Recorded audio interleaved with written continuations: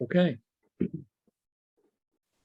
All right, this is a regular meeting of the Princeton Zoning Board of Adjustment being held electronically via Zoom on June 28th, 2023 at 7:30 PM. Pursuant to Section 13 of the Open Public Meeting Act, adequate notice of the time and place of this meeting has been given by prominently posting the sunshine notice of the Princeton Zoning Board of Adjustment. Such notice has been placed on the official bulletin board at the Princeton Municipal Complex and by transmitting a copy of the notice to the Princeton Packet, Town Topics, the Times, Trentonian, and by filing a copy with the Clerk of Princeton on June 23rd, 2023, and has been posted to the municipal website, www.princetonnj.gov/meetings. Pursuant to the extension of the ongoing state of emergency by Executive Order number 292, in accordance with the Emergency Remote Public Meeting Protocol for local public bodies to conduct a public meeting without physical attendance by members of the public, notice that during this extension of the state of emergency, all regular and special meetings of the Princeton Zoning Board of Adjustment will be held electronically via Zoom, was transmitted to the Princeton Packet, Town Topics, and the Times, and was filed with the Clerk of Princeton on the 24th day of April, 2020. Such notices have been placed on the official bulletin board of the municipal complex and on the Princeton website, and are to be maintained throughout the year, and by transmitting a copy of same to the Princeton Packet, Town Topics, the Times, Trentonian, Comcast Media, and by filing a copy thereof with the Clerk of Princeton, notices have been placed on all window doors of the municipal complex. Claudia, can you call the roll, please? Ms. Chen, Here. Ms. Coulson, Here. Mr. Davich, Mr. Floyd, Here. Mr. Shriver, Here. Mr. Tenenbaum, Mr. Stein, Here. Ms. Donna, Yes. Chairman Cohen. Here. Thank you. Okay. Our first order of business is the end of the year report.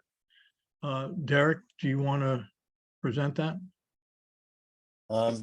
Yes. So we did review this last meeting briefly. The board heard 44 applications in 2022. There were no interpretations. There were 4 requests for time extensions. There were no Historic Preservation Commission decision appeals. We heard 36 C variances. And this is kind of telling. We did hear 11 C variances involving lot area issues.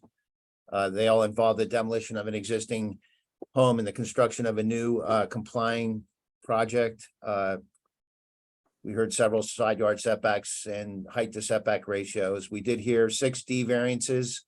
We had 3 D1s for uses that were not permitted in a zone and 3 floor area ratios, D4s. We heard 3 subdivision site plan, or excuse me, we heard 3 site plan applications. And these are just, the board can recommend. We had made 3 suggestions: the consolidation of the town's ordinances, which is in process, and explore the creation of an ordinance that would permit non-complying homes located in flood zones to be raised above the base flood plain elevation without variances. And then, as we often, or almost every year ask, consider the elimination of variances for non-conforming lots where the proposed house meets all of the bulk requirements. So that's the report for this year. And if you want to write a memo to the governing body, Steve, we can assist with that. If you want to write a cover letter for this, and Okay, I the will. board wants to give some direction on what type of recommendations the board would like to put forth, we're happy to hear those. Okay, good. Thank you. Now, Karen, do we need to take action on this? I would just do a roll call, a motion and a second, and then, all in favor. I Okay. don't think we need to actually go member by member. Okay, somebody want to make a motion to accept the report? So moved. Thank you. I'll Second, second it. okay. Claudia, we're just going to do a roll call vote. Who seconded? I Peter. did, I think two of us did, but whoever. Okay, maybe it was just me. Eve. So, all in favor? Aye. Aye. Aye. Thank you. Okay. Our first order of business is a resolution for case Z 23-198, 1163 Great Road, block 401, lot 11 in the RA zone. The resolution was in your packet. If you've had an opportunity to review it and would like to make a motion one way or the other.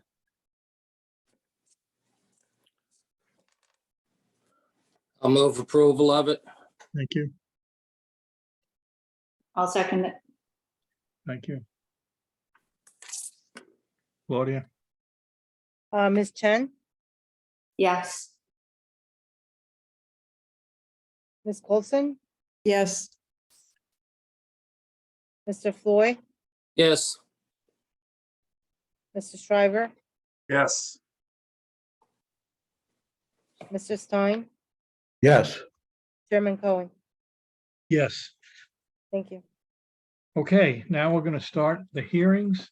Our first hearing this evening is case Z 23-360, 66 Whitmer Court, block 4601, lot 18 in the R4 zone.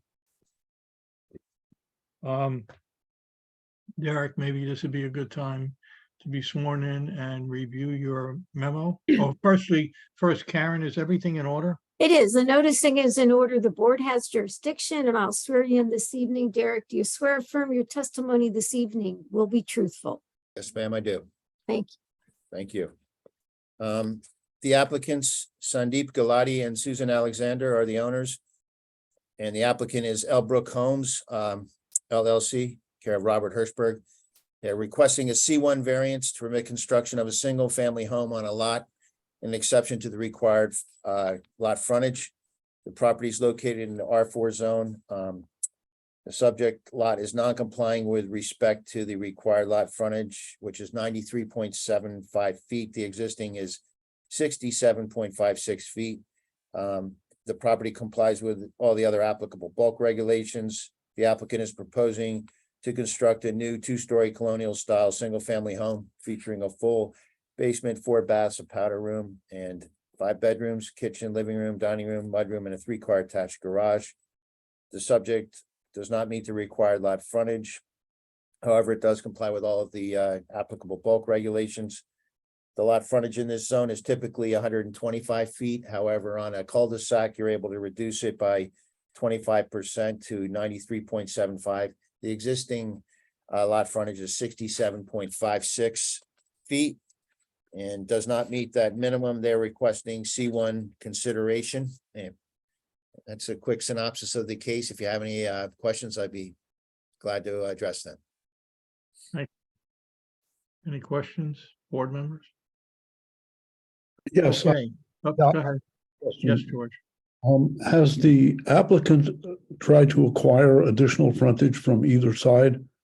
Well, I think the applicant's attorney will address that, but I did look at the tax map and both adjoining lots do not have enough lot frontage to, they're both non-complying, so they can't, they're Thanks. unable to do that. But thanks, George. Good question. Okay, Mr. Mayor, are you representing the applicant? That is correct, Chairman. Please begin. Thank you. Good evening, everyone. My name is Jonathan Mayer from the law firm of Stevens and Lee. I represent Stan Gulati, Susan Alexander, and Elbrook Holmes, the owner and applicant for the present application at 66 Whitmer Court. I will not reiterate what Derek already presented, except to say that we're seeking a C1 variance at the property. It's a classic C1 hardship. We already got to the heart of the issue. We do not meet the required lot frontage of 93.75 feet. The property only has 67.56 available. As has already been pointed out, however, both neighboring lots are also non-conforming. So we are unable to conform with the applicable requirement in any way. Classic C1 hardship. Also, there's going to be no detriment to the public good. It's an existing single-family home. We're proposing to replace it with another single-family home that is again complying with all other bulk requirements and other requirements in Princeton. So I would now like to call up Mark Katarniak, the applicant's engineer, to walk through this application in a little bit more detail. I also have a few more slides. I just want to make sure it's okay if I share my screen. Certainly. It is, you want to swear in your expert first? I don't see him on the screen, but I may not have a full view here. Is that Ren Tubergen? No, we're he's in as an attendee. All right, so he needs to be elevated too. Okay. Buddy, can you do that? There he is. Claudia, you're muted. Where is he? He's there. There he is. All right, Mr. Could you pronounce your last name for me? Certainly, it's Katriniak. Katriniak. Mr. Katriniak, do you swear from your testimony this evening will be truthful? Yes, ma'am, I do. Thank you. Could you give us your professional credentials? Certainly. I'm a licensed professional engineer in the state of New Jersey, practicing for over 25 years. My license is currently in good standing. I'm employed with Ferrero Engineering.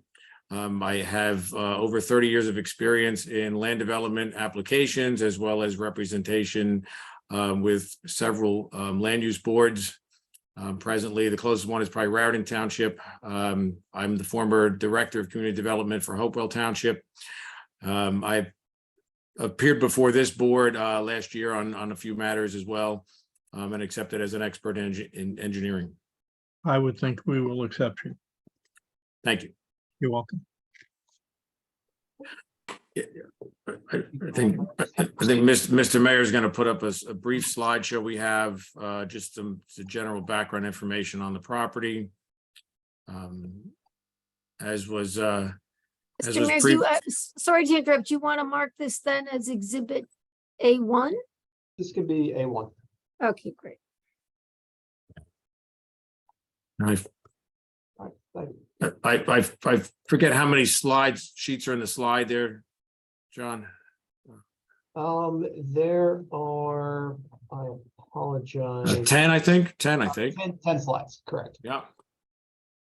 So we just have some general information about the property to orient the board with respect to the location of the property. As was mentioned, this is a property at the end of the cul-de-sac of Whitmer Court. It's sort of at the apex of the cul-de-sac, as shown in the this slide you're seeing. There's a slightly closer up shot. This particular property is irregularly shaped. It sits at the end of the cul-de-sac for Whitmer Court, and it is flanked on either side by similarly configured, irregularly shaped properties, all residentially developed presently with single-family homes. And all three of the properties at the end of the cul-de-sac, at the end of the court, all contain similar conditions of non-conforming lot frontage. And for this particular property, as was mentioned, the lot frontage is 67.56 feet, where 93.75 is permitted under the cul-de-sac rule, and that is the only non-conforming with the entity or element within the existing property. The proposed development is for the demolition of the existing home, construction of a new single-family home. We have worked to meet all of the other bulk requirements for the property, with a modest increase in overall lot coverage, slight increase, which we have mitigated with a rain garden consistent with your ordinances. In all other situations, we comply with the setback requirements, and in most cases, we are very similar to the existing conditions in terms of the setbacks. As was mentioned, both of the adjacent lots, as shown in the current slide, also contain non-conforming frontage. So even if we had the ability to purchase additional property, we would render one or both of the neighboring properties further non-conforming. Excuse me, can you go back to the previous slide? That wasn't up very long, right? Sure. Thank you. Yeah, that's an image of the zoning schedule that we provided on our variance plan submitted to the board. What that shows is the requirements for the R4 residential zone with the existing conditions and the proposed conditions.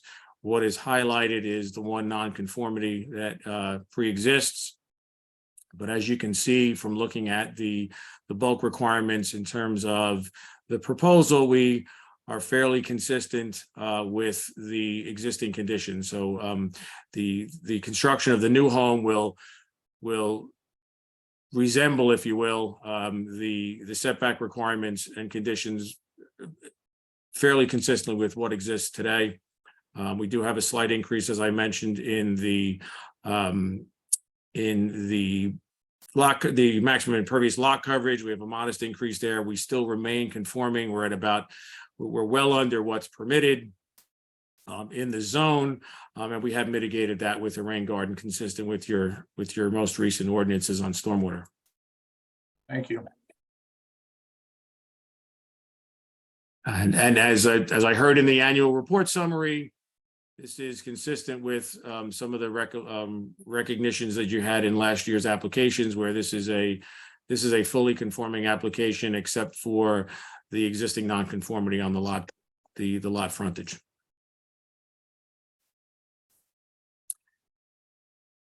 So just for the board's knowledge, the few slides we have remaining just kind of show the site plan for the home, give you an idea of where it is in relation to the lot, as well as what the home will look like when it is ultimately constructed.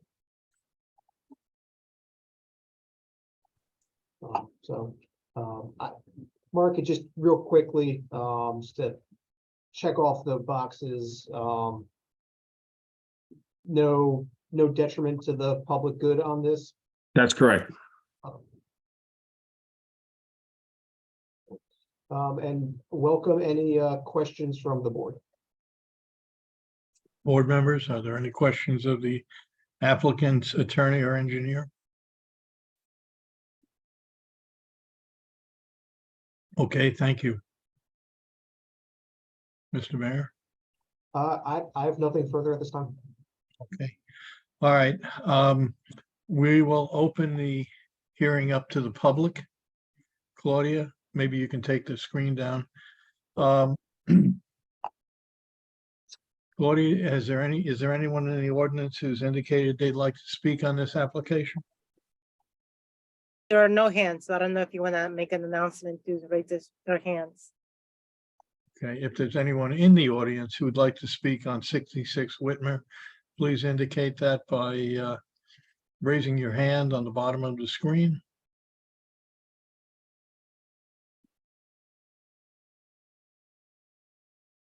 Anything, Claudia? No hands. Okay, I'll close the public portion of the hearing. Mr. Mayor, do you want to say anything before we go into executive session?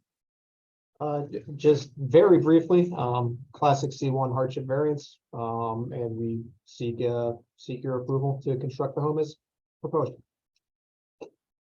Thank you. Okay, board members, do you have any questions? Would you like to discuss this application, or would someone like to make a motion? This appears to be very routine. I'll move to approve it. Thank you. Do we have a second? I'll second it. Thank you, Eve. Okay, Claudia, can you call the roll? Ms. Coulson, Yes. Ms. Chen, Yes. Mr. Floyd, Yes. Mr. Shriver, Yes. Mr. Stein, Yes.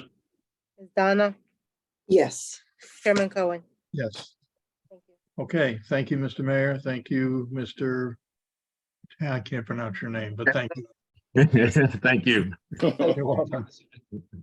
Okay, we will now go up to our next hearing, which is a continuation of a previously reviewed application. It's case Z 22-270, 300 Witherspoon Street, lot or block 6902, lot 4 in the B1 zone.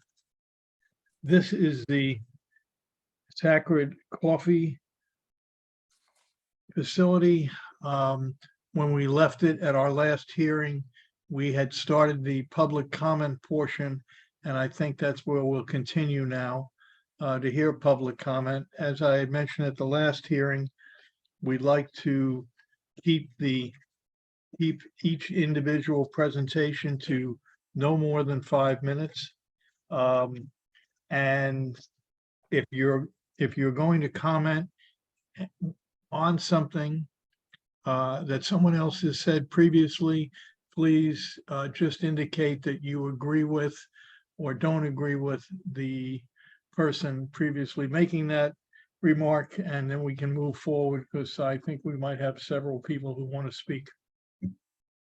Board members, before you start calling on members of the public, I just wanted to point out, it's my understanding that there are 3 individuals who wish to review proposed exhibits with you as part of public comment.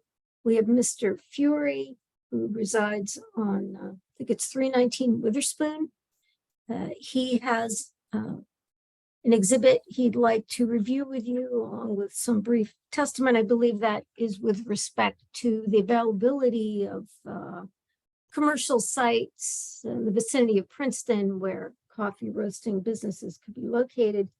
We have a professional planner who has been, I believe, retained by Mrs. Fury, who would like to also present opposition planning testimony. And then we have Mr. Leach, who also has a few slides that he would like to present to you.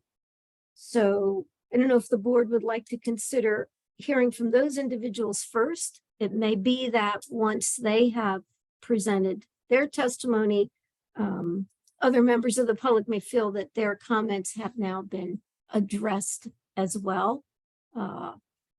So that might be an appropriate way to proceed at this point. Okay, I agree. It's a good suggestion, Karen, and I think we should do that. So Claudia, can you let in one of the 3 people? Oh, Well, sorry. why don't we start with Mr.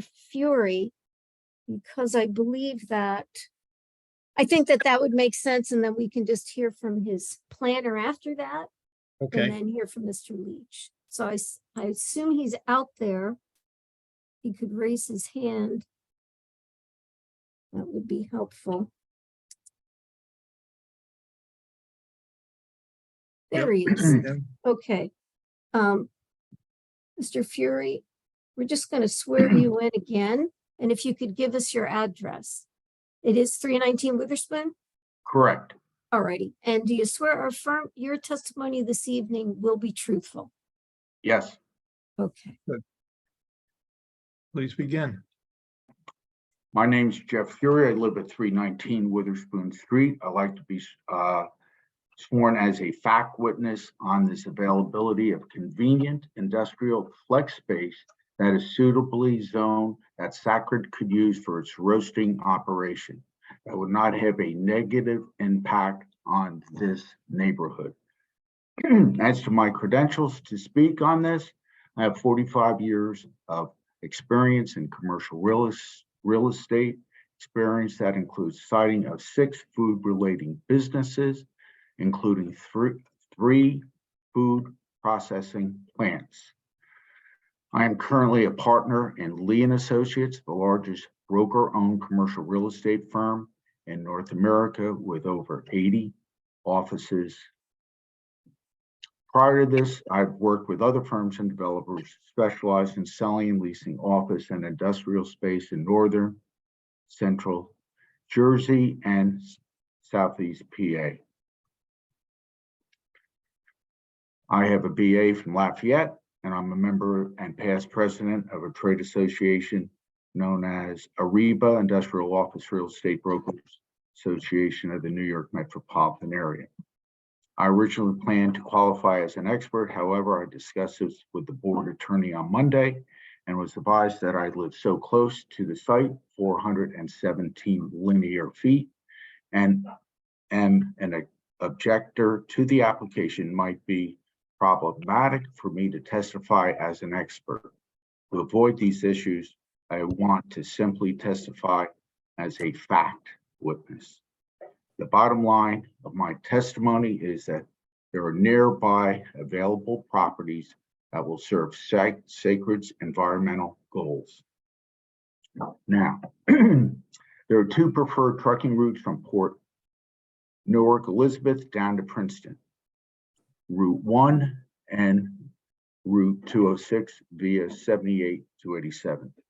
If they locate along or nearby either of these truck routes, but not in Princeton, they would achieve their environmental goals.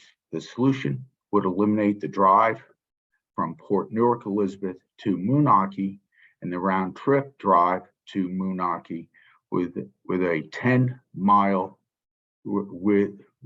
a 10-mile radius of 300 Witherspoon.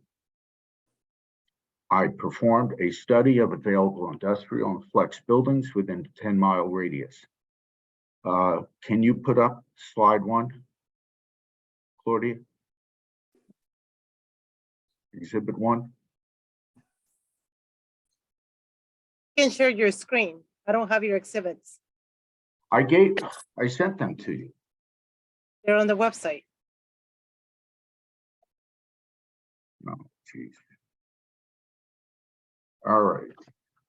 Unfortunately, I thought they would have been, but they are on the website. The study I performed showed available industrial and flex properties within a 10-mile radius of 300 Witherspoon using a commercial multiple listing service called CoStar. CoStar is the leading industry leading in commercial real estate information and analytics. Exhibit 1 showed there was over 76.7 million square feet of industrial and flex space within 10-mile radius of 300. And with that, 4.3 million square feet of it is currently available. Since Sacred's is approximately 2,000 feet. Well, did you put it up there, It Claudia? is, it's up there. Okay, thank you very much. That just shows how many square feet that we have there. But the real thing is that Sacred has about 2,025 square feet in their premises. So let's focus on the contiguous block size study of available space within 10 miles. Go all the way down to the bottom to where it goes 1 square foot up to 24.99.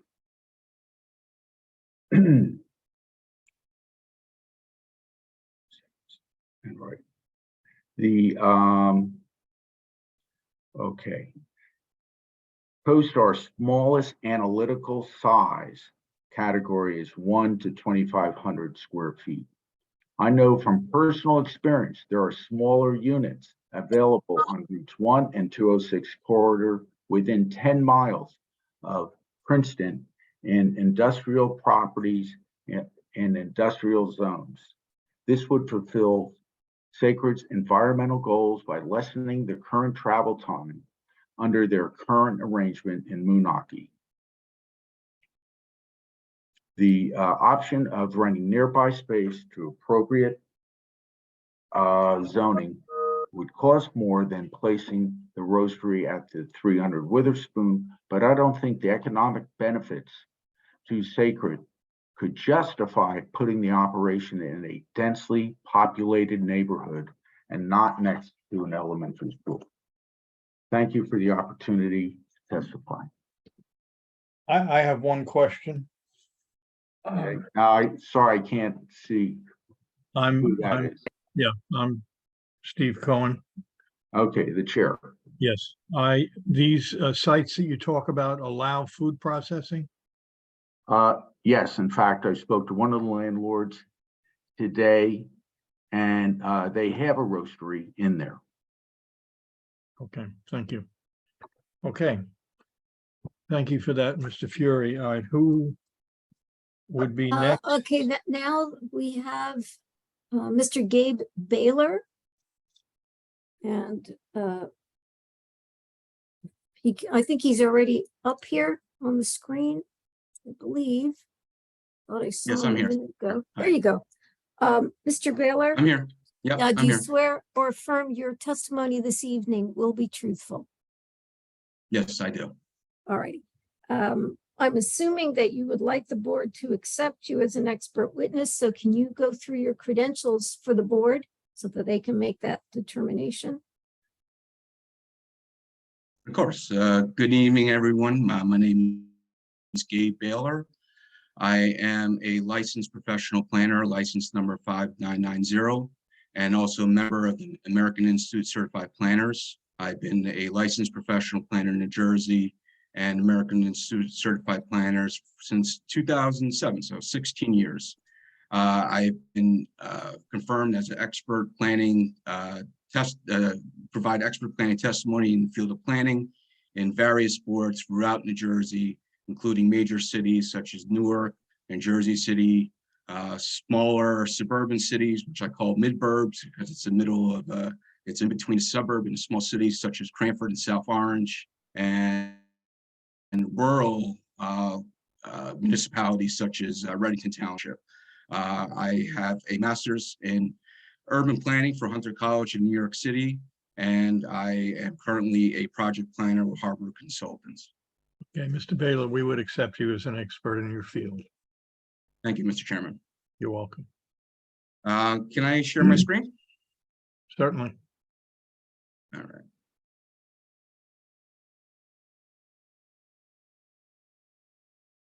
Okay, can everybody see my screen? Yes. Yes. Yes. Okay. Mr. Baylor, I'm gonna, absolutely. is this your, would you like this then marked as, I think we'll call it Baylor Objector Exhibit 1. All of these slides, we'll just make them one exhibit. Is that okay? That's fine. Okay, great. Okay, good evening, Mr. Chairman, members of the board. So I've been retained to provide expert planning testimony in opposition of the proposed coffee roasting in conjunction with the proposed coffee retail store for Sacred Coffee Roasters LLC at 300 Witherspoon Street. So what is being proposed? A retail store is being proposed, but what's significant is a coffee roasting facility that's going to be used as well for the proposed use. Now, what does it entail? A use variance is entailed for this coffee roasting use. So as per your zoning officer, this has been determined as a manufacturing use. And manufacturing use is not permitted in the B1 zone. In fact, it's not permitted anywhere in Princeton. So the applicant must have to provide testimony to support the proposed use variance. So what does that entail? In my role, what must I prove to object to this proposed use for the coffee roasting in conjunction with the retail store? I must show the positive criteria that the applicant did not meet the positive criteria with the special reasons. Now, what are the special reasons? A special reason is the proposed use, that being the coffee roast, inherently serves the public good or promotes the general welfare because the site is particularly particularly suited for that use.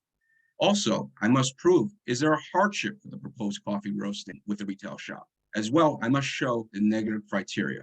Will the proposed roasting facility be a substantial detriment to the public good or substantially impair the intent and purpose of the zone plan and zone ordinance? As well, I referenced a landmark case, the Medici case, which furthered the definitions of the special reasons. And that's been defined as those that promote the general purposes of zoning. The Medici case law also requires that there's enhanced burden of proof that there is no impairment to the zone plan or ordinance, and that the proposed use is particularly suited to that particular location. So it's in my expert planning testimony that, in my opinion, the site does not meet the positive criteria. The proposed coffee roasting does not meet the positive criteria because the site is not particularly suited. What's the reasons? Well, first, it's in a residential neighborhood, one of the most highly dense residential neighborhoods in Princeton. As well, the Community Park Elementary School is less than 200 feet from the subject property. Coffee roasting is not, as mentioned, is the appropriate location in this neighborhood. The site is also close proximity to public facilities, including the tennis court, playing fields, dog parks, and the community parks, the community park itself. What are the impacts in joining these community locations? There's been proven that there will be some odors ruminating coming from this proposed coffee roasting use. Does the community want to smell the odors while in the community park? It is also, as mentioned, the Princeton zoning officer determined that this proposed use is a manufacturing use. Now, smart planning does not have a manufacturing use next door to a residential neighborhood, and furthermore, next to a community school. There's also environmental and safety concerns with proposed coffee roasting. There's been talk and discussion in the previous board meetings about ways to impede the smell and way to impede the odors. But the fact is, as per the Center for Disease Control, that during the roasted coffee, there's a generation of release of carbon monoxide, which increases the release of these gases. Now, I have to ask, what are the environmental and long-term health impacts on the community and the school-age children less than 200 feet from the facility? The fact is, there will be odors to the surrounding community from the coffee roasting. The applicant has mentioned that he's going to do the afterburner technology to mitigate the release of odors. But what's to say that's going to work? How is that going to be controlled? What if there's equipment failure? What are the impacts of this? The applicant has not met the burden of proof that there will unequivocally be no odors. Can this venting equipment actually work? That is the question that I don't know. I don't think the venting can actually work. Will there be equipment failures? Is there a risk to the community and school-age children? In my opinion, yes, there is.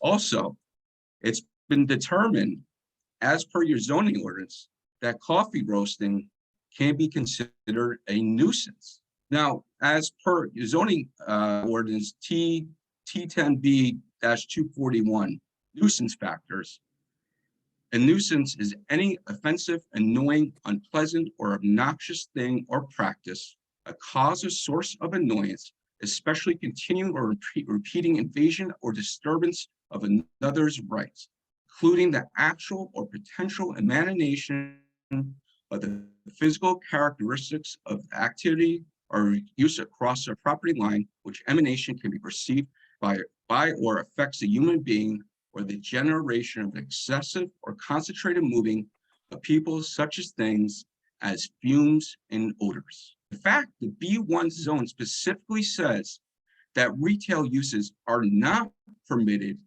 characterized either by heavy trucks or by any nuisance factors.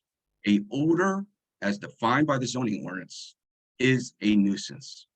So in reality, you could view this that it's not only a use variance for the manufacturing use, it's a use variance for the nuisance use as well.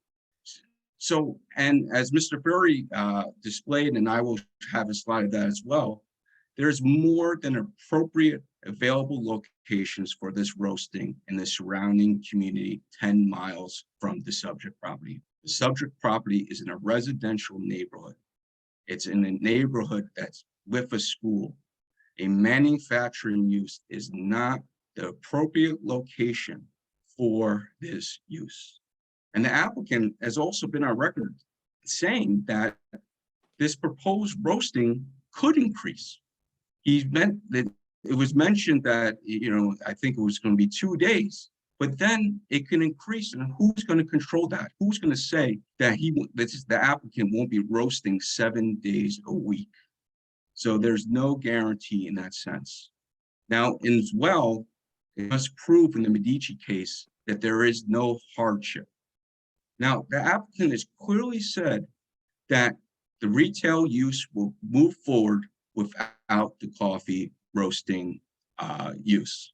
So in fact, there is no hardship because the B1 zone permits the retail use. The applicant said that he will open the store with or without the roasting experience as displayed. And as well, that the site must be particularly suited, as mentioned before. How is coffee roasting use and manufacturing use particularly suited in a residential neighborhood and less than 200 feet from a school?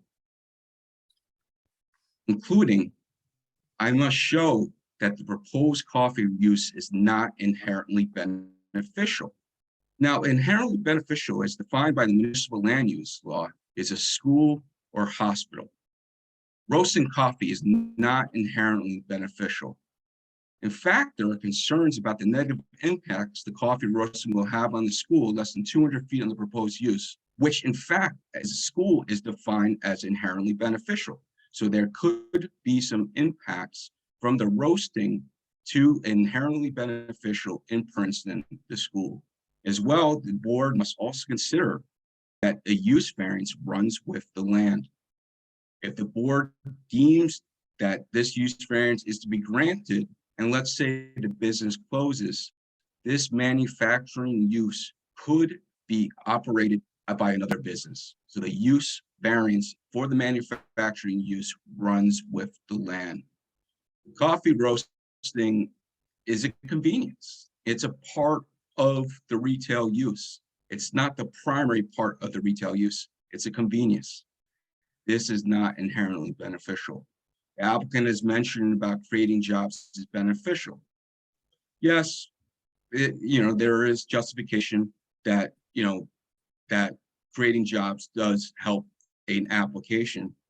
But as well, you look at another, let's say there's another prohibited use like a manufacturing use, another manufacturing use, that would create jobs as well.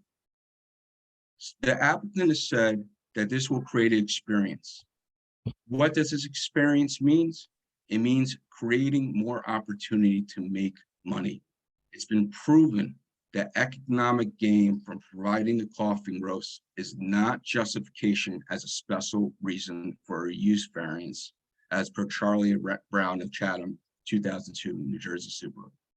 Now, Mr. Furry mentioned before, these are the slides. He provided me these slides. Now, this proposed location, the square footage and similar size to what's the location for 300 Witherspoon Street, the Sacred Coffee. There are in fact 27 locations within a 10-mile radius of 300 Witherspoon Street. And you can see that on the map. Now, these locations are in industrial areas that are more appropriate for coffee roasting than as previously mentioned and reiterated throughout my testimony in a residential neighborhood and with a school. This is a map of, this is the proposed location. It's, as you can see, it's surrounded by residential uses and it's surrounded by the school. These are some pictures in terms of context. Community Park School. This is the location As you can see, residents' backyards are next to the proposed location. And, you know, there will be a detriment to these residents related to this proposed coffee roasting. And I just want to clarify, I'm not against the actual retail use itself. It's permitted. What I'm here tonight is against an objection to the manufacturing use as defined by your zoning officer for the coffee and roasting. As well, I must show the negative criteria in terms of relating to the intent of the master plan and the zone plan. Now, I know the master plan is currently being revisited and updated. However, it's not adopted. The previous plans are what is valid in terms of what's public policy related to the master plan.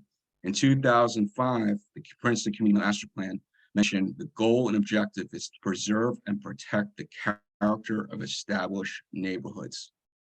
The proposed coffee roasting use does not protect the Jackson Witherspoon neighborhood by permitting a manufacturing use that can be a nuisance with environmental concerns in one of the most densely residential neighborhoods in Princeton. As well as the 2009 master plan, and the master plan is amended, it mentions that mixed use districts are intended to provide for areas for small scale retail and office needs for the community while preserving their essential residential character. A coffee roasting does not preserve the residential character. Then the latest current master plan reexamination from 2017 also mentions the goals and objectives of maintaining the character of neighborhoods. As I mentioned, reiterated that this coffee roasting does not preserve the character of this neighborhood. As well, the purpose is the municipal land use law.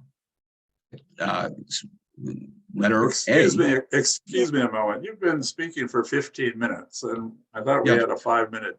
Well, this is a, I think, Stephen, I think it will, I think Mr. Baylor should have a little more time. Mr. Baylor. I have one more kind of, slide, sorry, Rather than Chairman. reading everything, can you kind of summarize the rest of your testimony? Thank you. Sure. So it's in my opinion that the proposed coffee roasting use does not meet the use variance criteria of the positive and negative criteria. It does not meet the criteria that is inherently beneficial use. It does not meet the criteria that is particularly suited.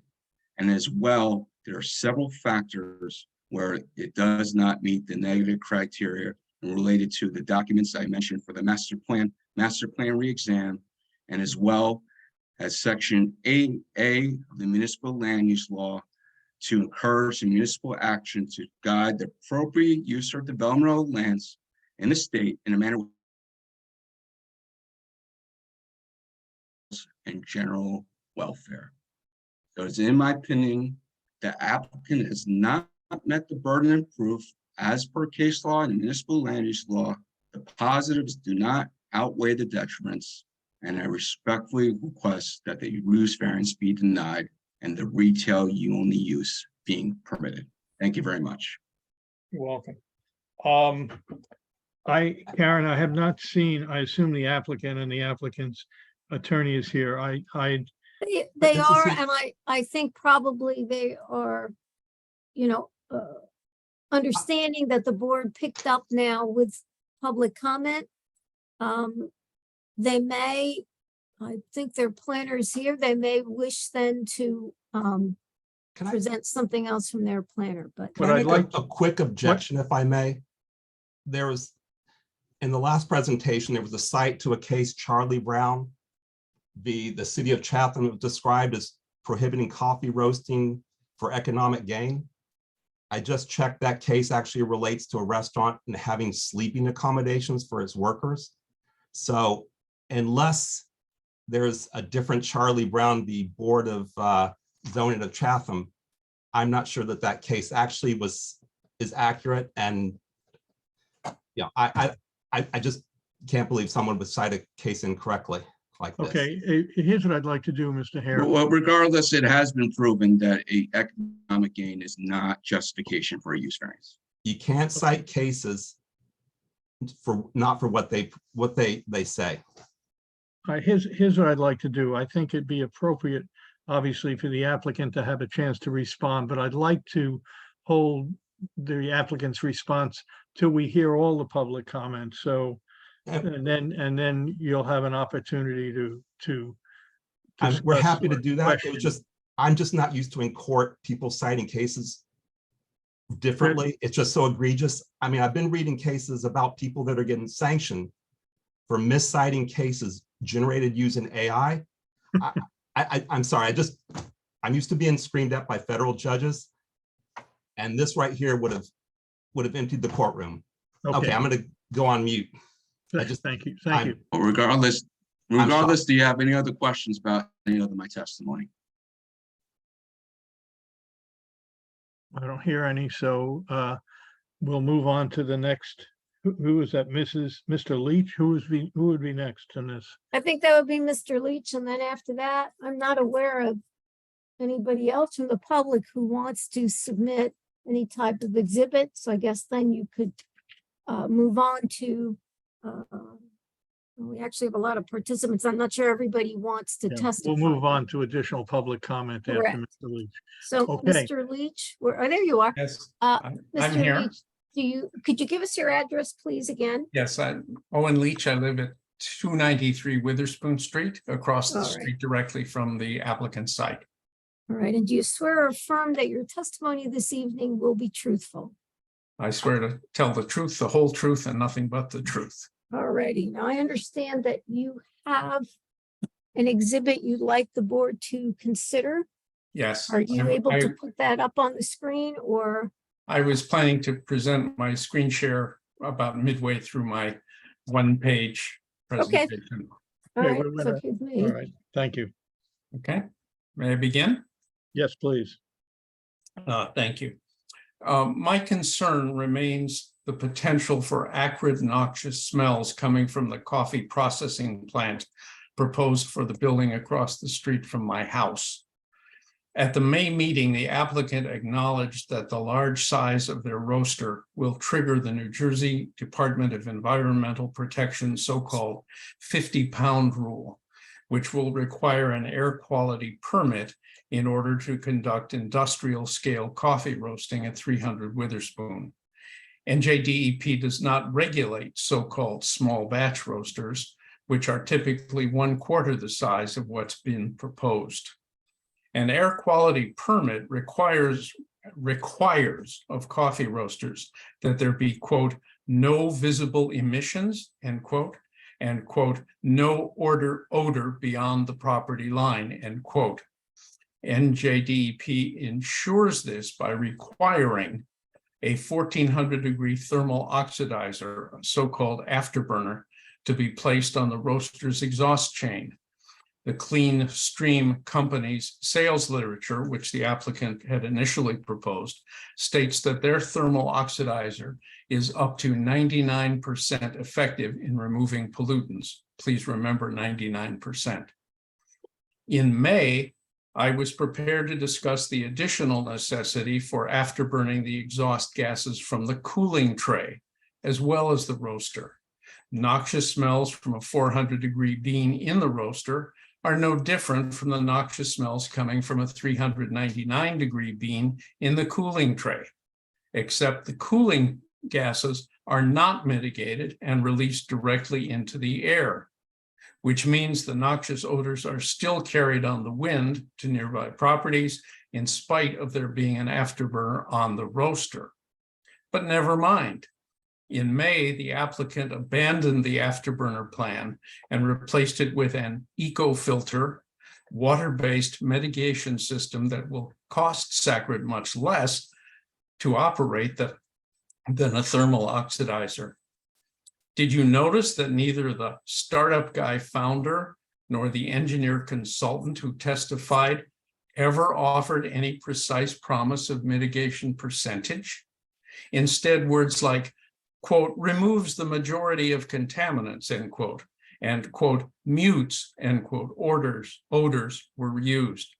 In fact, the Vortex company website definitively states, quote, we cannot make a specific performance guarantee, end quote, not even approximate, it seems. But dig a little deeper.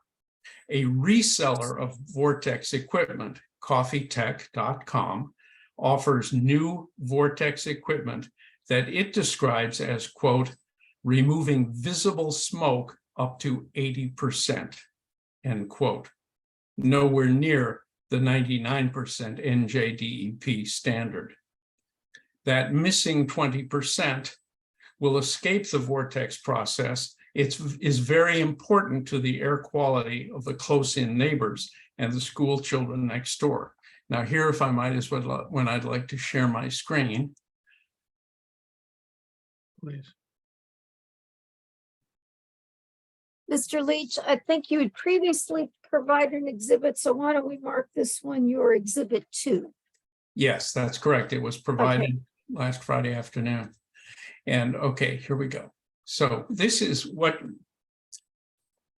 you are looking at is a screenshot taken from a video that is prominently offered on the Vortex website as a demonstration of the, quote, effectiveness, end quote, of a, quote, properly functioning, end quote, Vortex, venting a 5-kilogram roaster in Berkeley. What you're seeing in the brownish color is the escaping 20%, which the Vortex narration refers to as, quote, the VOCs which create the harsh and acrid odor, end quote, associated with coffee roasting. And this is what I'm afraid of.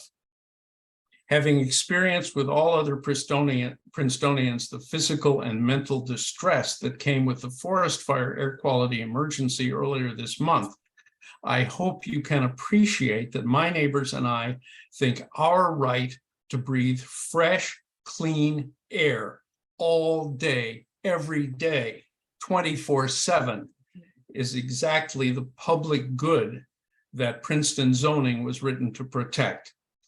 A commercial enterprise is asking you for a variance that will, in effect, establish a one-building industrial park affecting the air quality of not only residents of Witherspoon Jackson and Community Park, but also any Princetonians who use the pool, playground, tennis courts, and ball fields of Community Park, not to mention the school.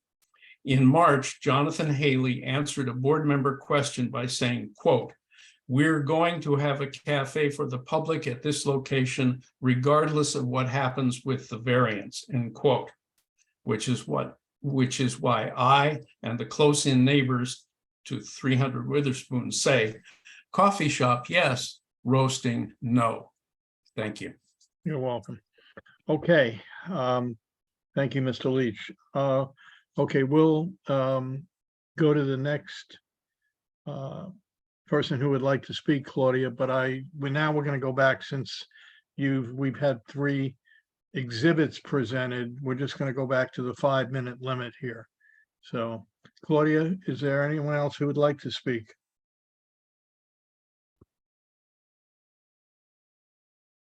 You're muted, Claudia. Mr. Mangone is there, Miss Monk. If you can raise your hand.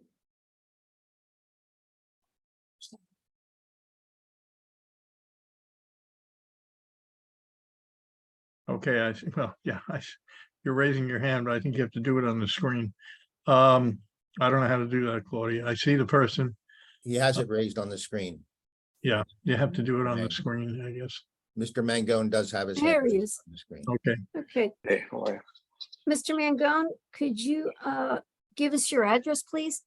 Yeah, 56 Greenhouse, Green House Drive, Princeton, New Jersey, 08540. Alrighty, and do you swear or affirm your testimony this evening will be truthful? Yes, All right, great, thank you. you're welcome.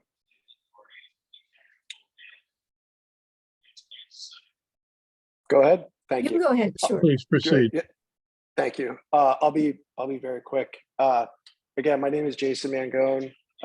Grew up in the Princeton area. My family's grown up in the area, and owned businesses in the area for a long time. Just wanted to make two comments in support of the variance. First, I'm building my own business. I'm the CEO of a business called Newberry Franklin Home Services. Our headquarters is at Tiger Labs, which is in 300 Witherspoon Street, adjacent to where Mr. Haley is asking for the variance. I work there every day, and I'm not remotely concerned about any of the concerns that have been raised. I also am raising 3 kids in the area. While they don't go to Community Park Elementary School, they regularly visit me in my office, and having the roastery there doesn't raise any concerns on my part. The second point that I wanted to make is that, as someone who's trying to build a business in Princeton, I feel like too often folks that are trying to build businesses from scratch build them elsewhere for a variety of reasons, not the least of which because it's easier to find talent in places like New York and Philadelphia. And so, like, to my mind, when I see someone who wants to build a business for the long run in the community where I want to raise my family, my disposition is to want to throw all the support that I can behind it. So I just wanted to make a public comment in support of the variance. That's all I have. Thank you. Thank you. Okay, Claudia, the next person.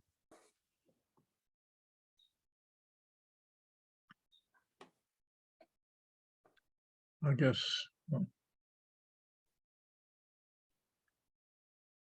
Let's someone in. I think Claudia, you're muted again. Okay. All right, Philip Arnold. Okay. Hello, how are you? Arnold, could you give us your address, please? 30 Duffield Place in Princeton. Duffield Place. And sir, do you swear or affirm any testimony you give this evening will be truthful? Yes. I think you're freezing right now, the No, screen.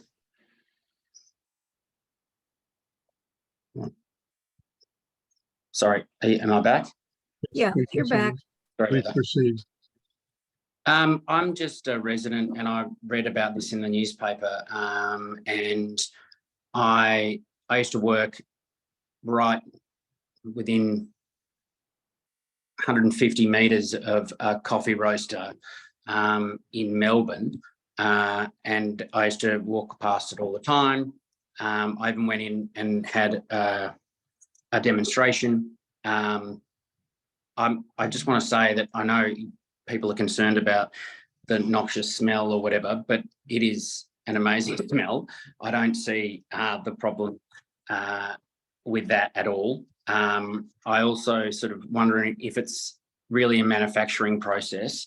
It's more a cooking process, and Conti's Pizza is quite close by, and I think they would probably have more smelling, more smells coming from their premise. I think the roasting process only takes, I'm not an expert, like 20, 30 minutes or something. So I'm not really concerned about that. My kids are often in the area. I'm often in the area. I think it will really help the character. We just heard. Okay. All right. Mr. Arnold, please continue. Yeah, I think it'll actually improve the character of the area. And I know some people don't like change, but it is a nice area, and things like that I think will definitely add character to the area.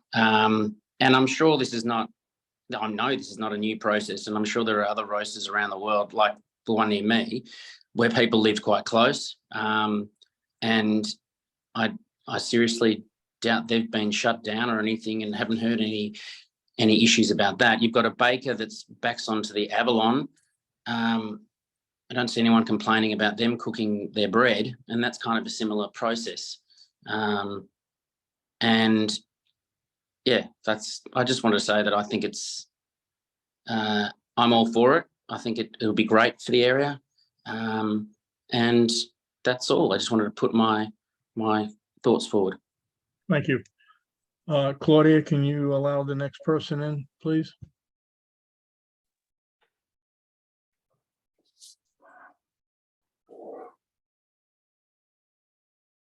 There's 1, 2, 3 people with their hands raised on the top of the screen. Pick one. Peter, Yes, Mr. can't Goble, see we you. need to see you. yes. Can And you turn on? what do I need to do here? Oh, you need to turn on your video. Do you see perhaps at the top of your screen there, it's something that says enable video or start video? Okay, let's see. There you go. Okay, thank you. Thank Mr. you. Goble, could you give us your address, please? 317 Witherspoon Street. Already, and do you swear or affirm any testimony you give this evening will be truthful? I do. Thank you. Please So, proceed. Yeah, thank you Continue. very much. I'd like to say that this has been so interesting over the past several weeks and learning all about coffee and roasting, and the picture that the Sacred people have presented is very, very enticing. And I can go for it. I like that picture. I like the cupping room, the burlap bags, the cold brew, community room, packaging, wholesale, retail, etc. And I can really understand why they want to consolidate their trips to Moonachie and all of the future things that they've presented is environmentally so forward thinking. But I think we have to look at what these small cafe roasteries, as they're called, what these kind of places are typically. And I've been to a few of them and I actually enjoy them very much. Usually the first characteristic of them, they have a small roaster, which is typically 3 kilograms, not 12. And they roast solely for their own shop generally. And the location, of course, has been said by other people here, that they are located either in a shopping mall, a strip mall, or in a downtown area that has all sorts of activities and smells where one more thing wouldn't really be noticed anyway. I've yet to hear of one or see one or find one online that is next to an elementary school. And then another thing that was mentioned by the planning person is the open-endedness of their production. I know that Mr. Hare talked at the very beginning of this process in March that this is not commercial.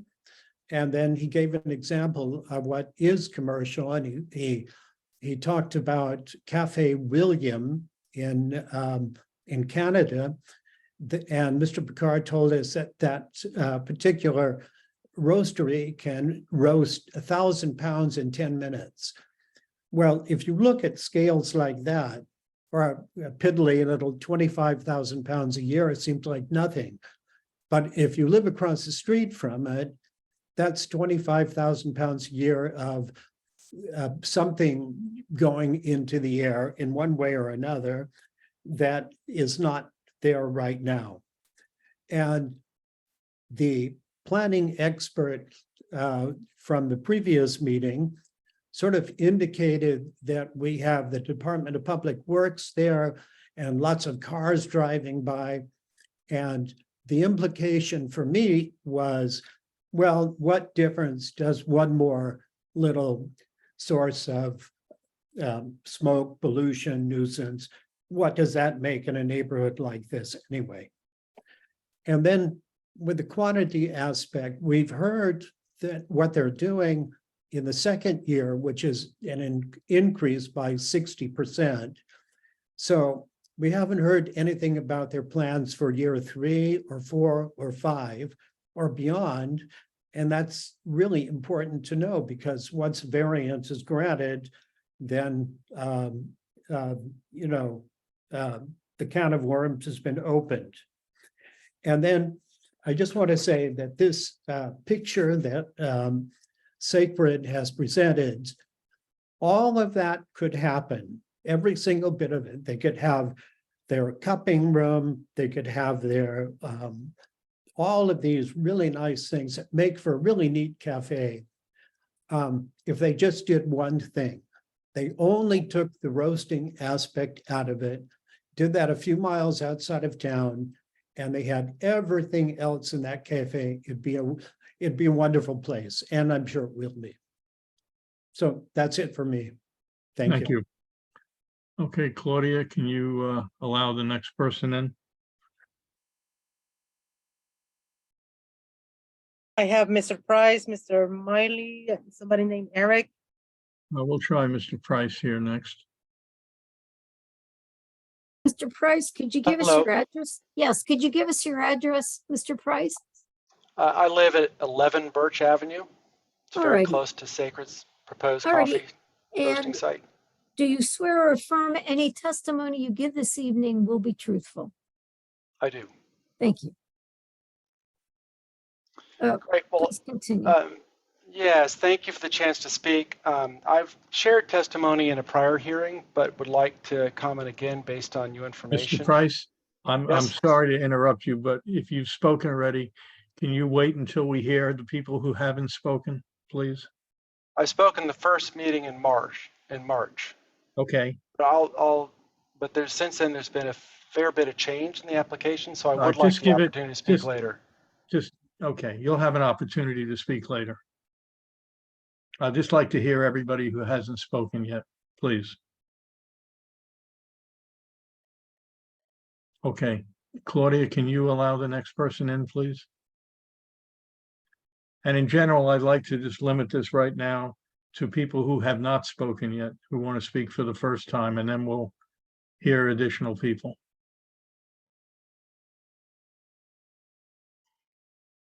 Hi there. Mr. Millie, could you give us your address, please? Absolutely. 50 Whitmer Court, Princeton, New Jersey. Okay. And Mr. Millie, do you swear or affirm any testimony you give this evening will be truthful? I do. Thank you. Firstly, thank you everyone for taking the time to review this process with us. I know it's been a long and difficult process. I would just like to share some of my personal experience working in the coffee industry and actually roasting coffee myself.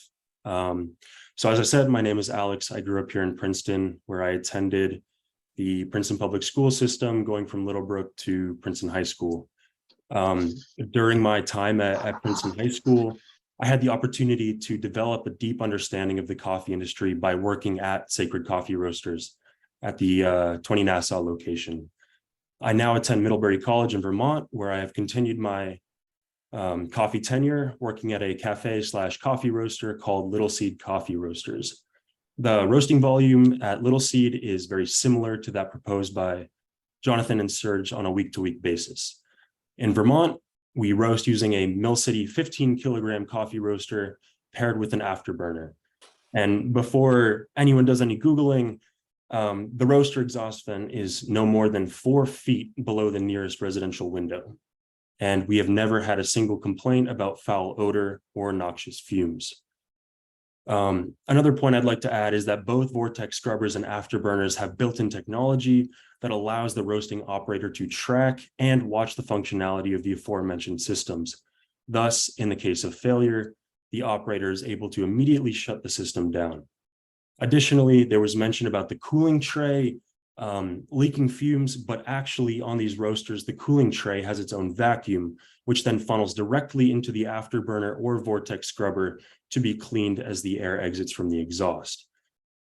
The image that Mr. Leach presented during his testimony is actually not smoke, but is steam. As the Vortex scrubber uses a water system to trap VOCs, this could not possibly be smoke. This is a steam process as the water boils from the hot air leaving the coffee roaster. And so I want to pose a couple of quick questions. In my personal experience, there is no substantial detriment to the public good. This guy, Sorry. a really good speaker, this young man. It just happened. Okay. So I'd like to pose the question of what are some of the positive criteria related to beginning roasting at 300 Witherspoon Street. By allowing the public to participate in and watch in on the coffee roasting process, public understanding of where their caffeine comes from is enhanced. I think this is a really important process of enhancing what the community understands about the coffee process. Additionally, the roasting process will allow the community and more local high school students like I was to develop a passion that they will carry long into adulthood.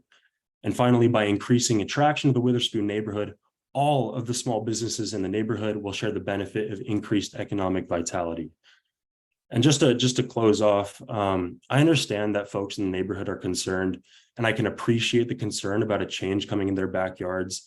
I think if this was coming to my backyard and I had no experience with roasting, I'd be asking these questions too. But the reality is, it's pretty hard to notice the coffee roasting process unless you're standing next to the roaster itself. And as Princeton evolves from a small college town into the busy small city that it is today, promoting new small businesses and their ideas will continue to be crucial in that growing process. And then finally, thanks again. I know it's been a long 3 meetings, so appreciate everyone's time. Thank you. Claudia, allow the next person in. Is that Mr. Price? I don't know who's next, but what's this? There is Eric. There is- Okay. Yes, I believe that's Eric me. is fine. Okay, I believe that's me. Thank you. Do you hear me? We yes, do, sir. Could we have your full name and address, please? Yes, my name is Eric Zacharin. I live at 290 Witherspoon Street, Princeton. Okay. And do you swear or affirm any testimony you may give this evening will be truthful? I most definitely do. Thank you. Thank you. And first of all, I'd like to thank the gentleman before me, Alex Milley, the young gentleman, because there was a accurate description of the business from someone who's been in the business, as opposed to someone who just fears the business. Second of all, one of the pictures showed earlier by one of the individuals testifying to show the houses that back up to the future roastery was actually mine. I apologize for any disarray that might be going on back there, but you know, it's not easy to take care of a house. I will say also that I've met the people who are working to develop this property, and they really have a future business in mind to employ a number of people in this town to improve this area of the town and to make it more livable for everyone who lives in this area. And just finally, for a town that includes the Tokamak nuclear fusion test reactor, I think you all might be a little bit overwrought about a coffee maker in your backyard. You have a fusion reactor down the block. Thank you. you're welcome. Okay, Claudia, the next person, please.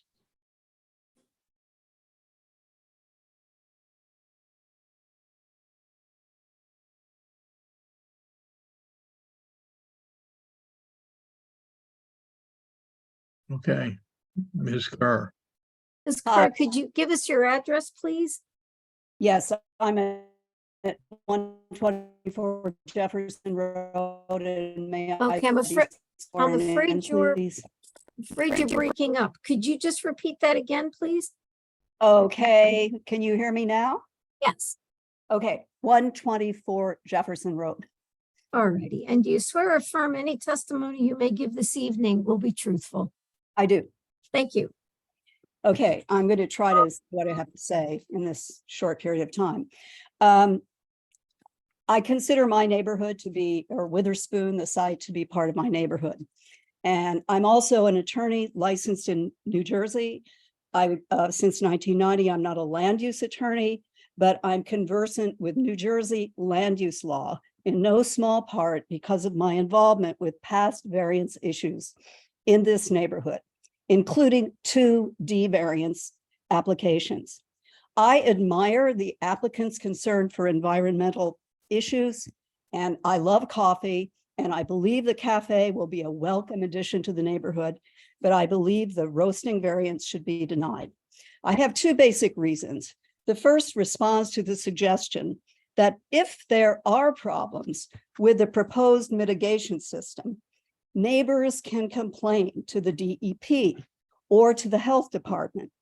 As Mr. Baylor noted, in the case of a D variance for use that is not inherently beneficial, an enhanced quality of proof should be required to show no detriment.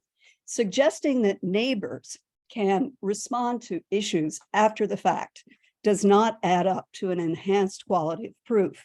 And I have an experience in this neighborhood with issues that arise after the fact. In 1993, there was terrible noise from the air conditioners on top of the B wing that was constructed in 92. Neighbors had to work for months to get proper baffling installed.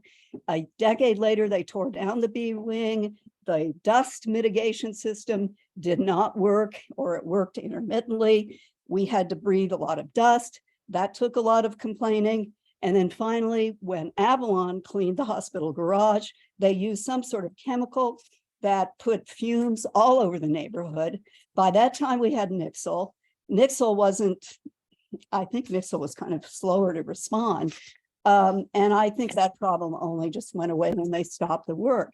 So in short, it's not an answer to potential detriments that neighbors can complain after the fact, and particularly not when you're dealing with the least affluent and most densely populated neighborhood in Princeton. So this is not a neighborhood that needs to be unnecessarily burdened with the responsibility for solving something after the fact. My second point is really legal. I agree with Mr. Baylor that Sacred has not met its burden under New Jersey law. And I want to focus on the positive factors here. So far as I can understand from the record, the argument on the positive criteria is that the roasting operation will serve the general welfare because it promotes a more efficient use of land by cutting carbon emissions and will create jobs. And I think the record said 1 job, and will be more attractive as a coffee shop. But with respect, I don't think those points add up to proof that the location is particularly suited to the use under the case law, because the argument doesn't really relate to the physical location but to the location of inside the business and the unique experience for the customers. And in the case of coffee roasting, almost any coffee shop with space for roasting its own beans could argue that it met the positive criteria based on the argument of greater efficiency and an innovative business plan. I'd like to call the board's attention to Saddlebrook Realty versus Board of Adjustment. Am I almost out of time? Yes, you are. If you can wrap it up. Well, I can't really wrap it up. It's 906A second, the 2006 case from the appellate division. Wendy's Fast Food wanted a variance to operate its fast food residents. The board granted it, saying they didn't see any difference between the Wendy's and other restaurants that were allowed in the area it was going to locate in a strip mall. This grant was reversed. And I note the board also said that the town's failure to update its outdated master plan meant that the enhanced burden didn't need to be quite so enhanced. And the appellate division just said, you're wrong about that, and emphasized that the board did not find that the location was any more suitable for fast food than any other location in the commercial district. And at best, the application showed that Wendy's would be convenience for customers of existing retail. I'm sorry, Ms. Kerr, can you please? Okay, yeah, and so I know the board is aware, but it's worth saying that if there are concerns that our zoning code is outdated and that the policy decisions that prohibit manufacturing, or the decision that this qualifies as manufacturing, if there's a problem with that, it's the governing body, not the board, that should do the updating. Thank you. You're welcome. Okay, Claudia, I believe, is it Mr. Price who's next?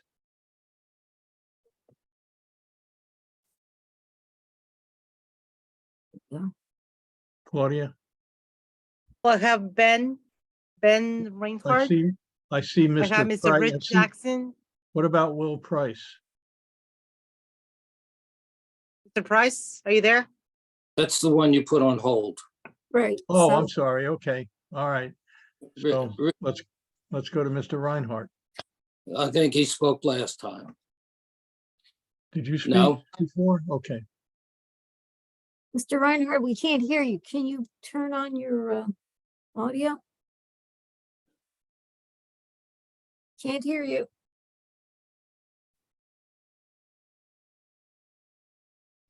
Alrighty, why don't we do this? Maybe we can come back to you, because I'm not sure why. Yeah, we'll come back to you. Okay, Claudia, the next person, please.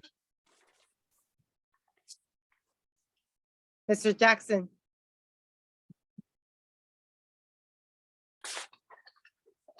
Mr. Mr. Jackson, we can't hear you. You're muted. Could you unmute yourself, please? Is he frozen? There we go. There you go. Mr. you hear me now? Jackson, we Yes. can. And could you give us your address, please? Yeah, I live at 21 Birch Avenue. Alrighty. And Mr. Jackson, do you swear or affirm that any testimony you give this evening will be truthful? Yes. Thank you. Please proceed. Yeah, hello. Hopefully, well, my name is Rich Jackson. I live at 21 Birch Avenue. I've been here since, 1950. And things have changed here in the community. And I wanted to raise my hand and let everyone know that things are maybe moving too fast in this community. Over the years, there were some good things that happened, and there were some things that weren't so good. In this case, because my backyard is facing or adjacent to the building where they're going to have the roaster, I think this is something that might be moving too fast. I am a person who has some health concerns. I also have children who play in my backyard. And up and down the street on Birch Avenue, we always hear a lot of noise from the vehicles. And also there's, emissions, pollution, and so forth. The reason I'm against the roasting is because I think it will add a little bit more pollution, which I think everywhere we're trying to get rid of it, electric cars and so forth and so on. I want to let everybody know that in my situation, because they're having the roaster, I am totally against having the roaster for health reasons. And maybe, that's not enough, but I think that just being a person who has some health issues at this point, I don't think that we should have any more emissions, because if there's I believe if there's a chimney, there's something that's coming out of the chimney that will pollute the air. And thank you very much. Everyone have a good night. Thank you. Okay, next person, please, Claudia.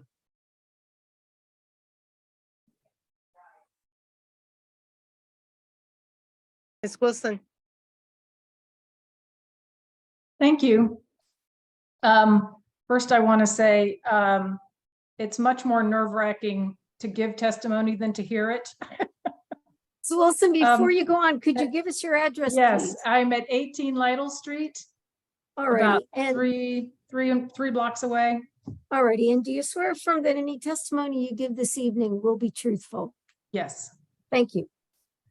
Thank you. And as folks are aware, or some people are, I serve on the planning board. And so I did double check with the planning attorney, the planning board attorney, to make sure that there was nothing improper about my offering up some perspective here. I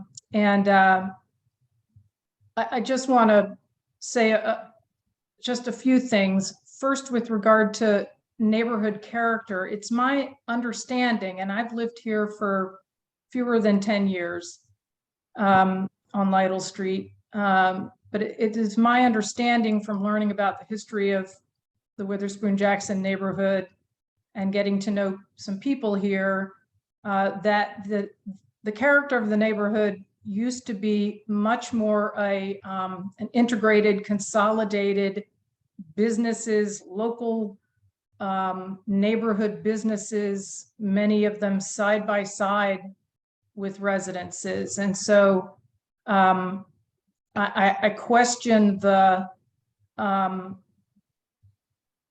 notion that businesses should not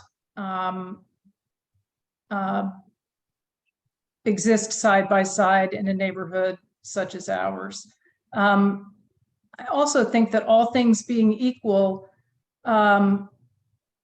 economic gain and economic competitiveness shouldn't be considered a drawback. Although it's certainly, I understand, shouldn't be your deciding factor.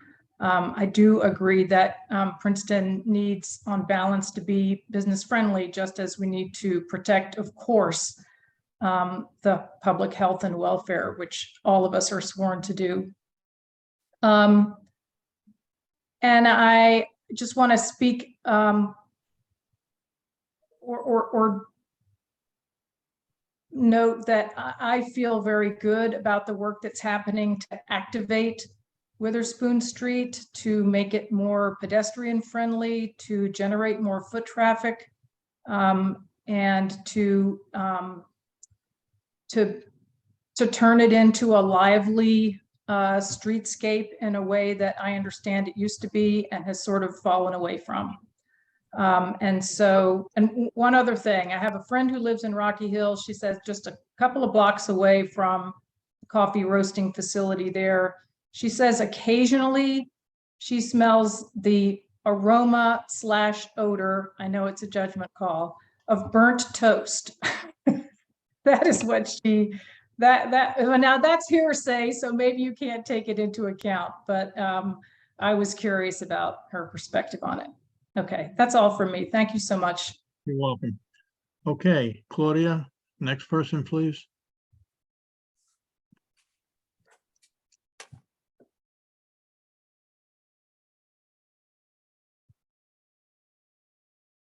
We have Mr. Reinhardt, we have Mr. Yorgo Papadakis. Yeah, that's okay. Okay, can you hear me now? Yes, Yes, we we can. can. Mr.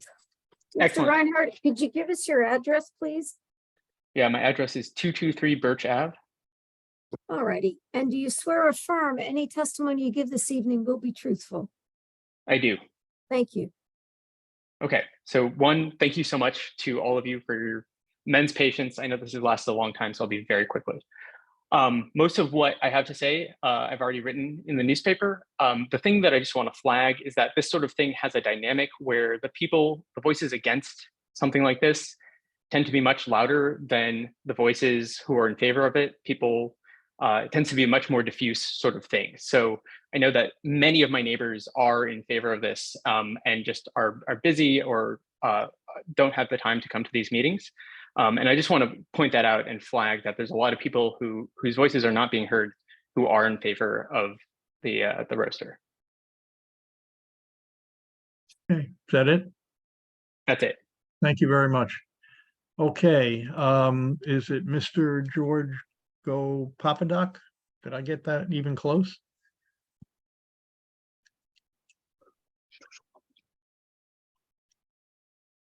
Okay. Claudia, could you allow that person in? Yes, in. Can you hear me? Yes. Oh, can yes, we you- can't see you Okay. though. We need to be able to see you. Okay, well, okay. I You see don't, something that says start video perhaps? yes. There There you you go. Great, wonderful. All right, Okay. ma'am, could we have your first name, please? Yes, my first name is Nafsika. The short version of my last name is Daku. I am a research scientist, retired. Could you, Ms. Daco, could you give us your address, please, first? 17 Carnahan. I'm sorry, say it again. I couldn't hear you. 17 Carnahan Place. All righty. And do you swear or affirm that any testimony you give this evening will be truthful? Thank you. Yes. All right, please proceed. So my objection is based on the fact that if there is any health problem, it will take a while and it will be after it becomes certain that before action is taken. And being a pharma scientist, retired, I know that quite often quite a bit of damage is done before action is taken. Given that having a roaster, the risk may not be great, but having just the shop without the roaster, I don't see what is the big problem, really. I mean, you can offer the coffee and have it roasted elsewhere. And the owners of that enterprise claiming that it will be great for people to look at this thing roasting, to me, it sounded a little bit almost childish. And I understand there will be extra expenses if he puts the roasting facility in some industrial place, but the downside, if there is a health problem, and we have had now problems with the air, with the fires and everything, and I am sort of against it because if there is a problem, the cost is going to be too great for health-wise. And the other argument about, oh, it will increase employment, I think it's ridiculous, frankly. That's it. Okay, thank you very much. Claudia, is there anyone else except for Mr. Price right now who spoke before that would like to speak? Miss Earlene, you want to Yes. raise your hand? Okay, Earlene? you're muted, Ms. Okay. Belmont.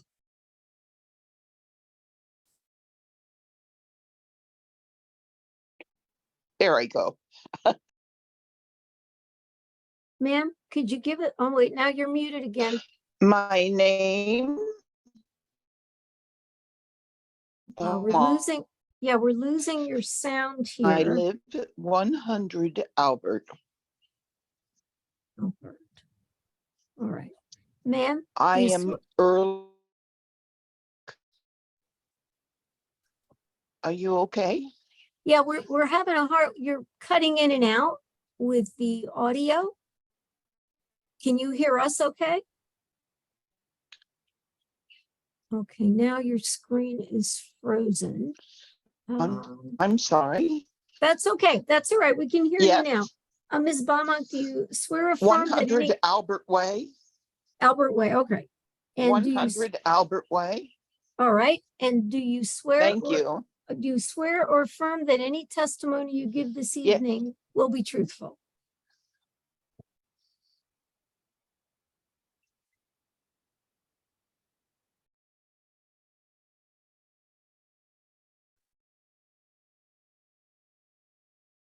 I believe we've lost her. It appears she's back. so. All Back. right. She back? Okay. Yeah. There we go. And I'm talking about the appropriateness of having a bean roasting machine in a coffee shop, which is on Witherspoon Street. It is just not the appropriate place for that. There are maybe other places in Princeton where it would be appropriate. I'm sure, and everybody has said this, that they would like to have a coffee shop there, a coffee cafe. that would be perhaps a real community builder. There's nothing against having the right businesses, the appropriate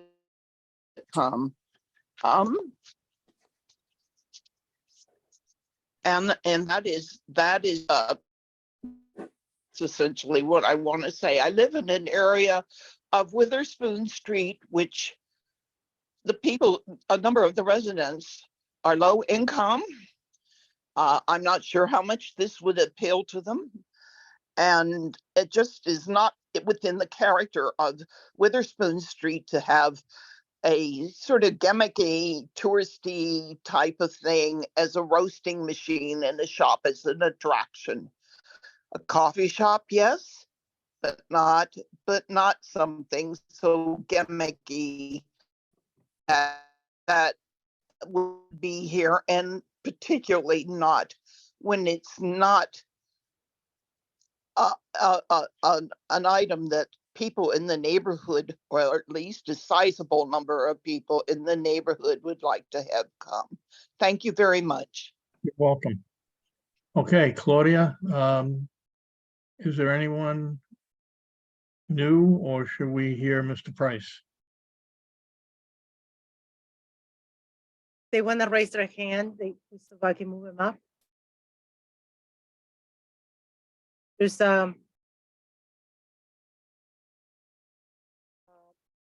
Richard Ludisker. There's Alan, there's Aaron Henry Singer. Oh, okay, I don't see them on my screen, so. If you push the arrow next to, Oh, yeah, okay, you can see them. got it, okay. Okay, pick one.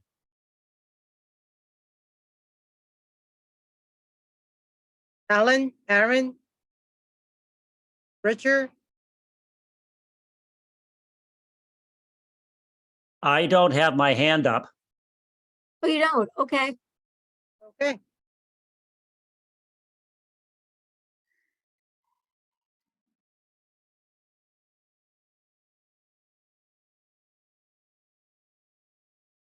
Have any of the other people raised their hands, Claudia? Well, their hands were raised when they were on the attendees, so I moved them over, and now nobody's raising their hands. Okay, I guess go with Mr. Price. okay, we'll go back. Mr. Price, Okay. could you make yourself visible, please? There we go. We've already great. sworn you in, Mr. Price, so you could proceed. Great. And I'll mention there was another presenter who gave testimony that had presented before. So, but thank you for the chance to speak. I mean, as I mentioned, I've shared testimony before. A lot's changed. The changes in Sacred's application over the last 4 months for a lot of people meant hours of learning about emissions and best available control technologies, catalytic treatment, thermal afterburners, and now the Vortex, as well as the many different kinds of roasters and their emissions. Initially, Sacred did not come to the table with a firm plan in mind. It's changed, and they're still non-committal about roasting hours, stack height, and mitigation technology. And that we're even talking about mitigation here in this dense residential area and in school zone, to me, is a bit absurd, given that this is not necessary. I mean, expert testimony from the last meeting mostly focused on diacetyl, just one of the concerning pollutants. Whether or not this is a problem, there would be there's still little assurance that other emissions are fully controlled, especially odor, and that we would not smell odor of roasted beans in our yards and homes. It's one thing to say it's a pleasant smell. It's another to say it's something you don't have a choice of smelling all the time where you live. It would help if they assured us that smells would not leave their premises, or that they would stop roasting if so. I mean, they haven't provided this assurance. We have heard that the applicant plans to increase roasting in the future, far beyond the needs on site. And whether the machine is 13 kilograms, 15 kilograms or more, it is not cottage roasting, or by most definitions, even micro roasting, as they often assert. There are many examples of municipalities which, in response to nuisance complaints and health concerns, develop comprehensive rules for roasters. The preamble to their rules always includes a description of potential air pollution and noxious odors. This is not debatable. The permitting processes of many cities and larger towns often require regular testing, inspection, and reporting. I'm not sure we're prepared to do that. For roasters of a similar size, most require thermal afterburners and treatment of cooling gases, not as a recommendation or accommodation, but as a requirement. And yet, even with these controls, roasters in this size range are still limited to light industrial manufacturing zones in most cases. In Los Angeles, for example, coffee roasting at this scale is restricted to industrial zones alongside commercial welding, dog kennels, freight transfer, etc. In San Diego, a special neighborhood use permit is offered for smaller craft scale commercial roasting, provided they are not adjacent to residences. Even in Tomball, Texas, close to where I used to live, they restrict roasteries to industrial use zones. The upshot is that putting coffee roasting in this residential area is out of step with many municipalities that have long experience with roasteries of this scale. I really can't understand why Princeton would grant a D variance for a use that has even the potential to be a nuisance. I mean, what would be the compelling need, and how could that possibly outweigh the risks? The main reason claimed by the applicant relates to greenhouse gas emissions. I heartily applaud their commitment to addressing climate change. It's great to hear. I mean, this is the arena of my own professional expertise as a forest scientist who deals with greenhouse gas emissions and life cycle analyses from the land, the shelf, and into buildings. Coffee is, of course, different, but the same type of analysis is done. I mean, the bad news is that the coffee we enjoy is an emissions-intensive product, the most of any beverage, actually, with the bulk of the emissions occurring at the very beginning and end of its life cycle, cultivation and then consumption. Sacred's main argument for why to locate a roastery here is to reduce greenhouse gas emissions arising from transportation from Moonachie, New Jersey. As Mr. Fury shared, this does not bear out logistically, as there are many places to roast nearby and en route. In fact, they could shave weight, transportation costs, and emissions by roasting before they transport. Another claimed benefit is educational, the coffee experience for their customers, and as stated by the owner, even nearby school kids, so that they may learn the process of roasting coffee. I fear that by roasting nearly 40 tons of beans across the street in a year, many children and neighbors will soon understand the roasting process without even visiting. I'm sorry, but it is galling to hear folks who don't live nearby pine for the chance to drop in to see a roaster in action. It is also knowing that a lot of the supporting testimony has come from tenants of the property developer who have not identified themselves as such, at least one of whom has been tearing down flyers notifying other residents of this meeting. My objection does not come from fear or misunderstanding, but out of an abundance of caution for something that at the end of the day is unnecessary and could be placed somewhere else quite close by. And I understand having a roastery with their cafe differentiates Sacred from local coffee shops that roast in industrial zoned areas. By the way, the roastery in Rocky Hill that Small World operates is much further from residences than what we're contemplating right here. Spending a lot of time on coffee roasting websites and barista blogs, I learned that coffee roasting is the most wildly profitable segment of the coffee business. I don't begrudge them this, but I also appreciate the attraction of roasting in already leased space.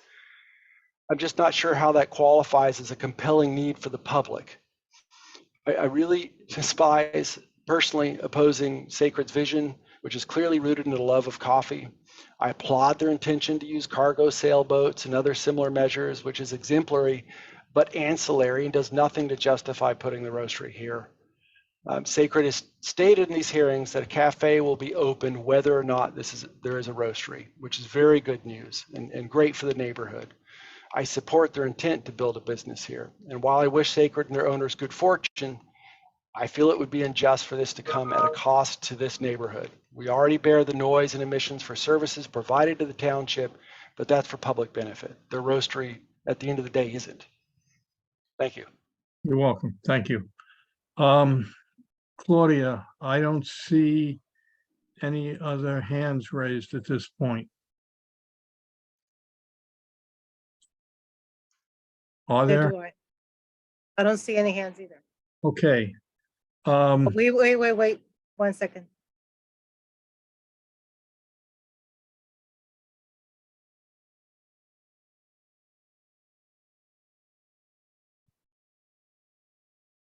Just hope that everybody knows to raise it electronically, since there were 67, 68 people in the audience. Yeah. Well, we'll give it a minute. Kristen? Hi, it's actually Ron Menapace. It's Kristen's my wife. It's her computer. Sir, could you give us your address, please? 34 Heather Lane. All righty. And do you swear or affirm that any testimony you give this evening will be truthful? I do. Thank you. Well, I'll make this quick, and I want to thank everybody. In full disclosure, I just want to say that I'm the owner of Homestead Princeton, which is located at 300 Witherspoon. We were the first one in that location, and I'm very pleased to see Jonathan and the Sacred team moving in here shortly. Yeah, and when we talk about this at the store, we get a lot of people who ask, because it's obviously has been in the local news, and we get a lot of people that are kind of rolling their eyes about the whole idea of zoning. And I tell them it's really actually a very good thing that we have such an engaged community. So I appreciate what the neighbors are saying and some of their concerns.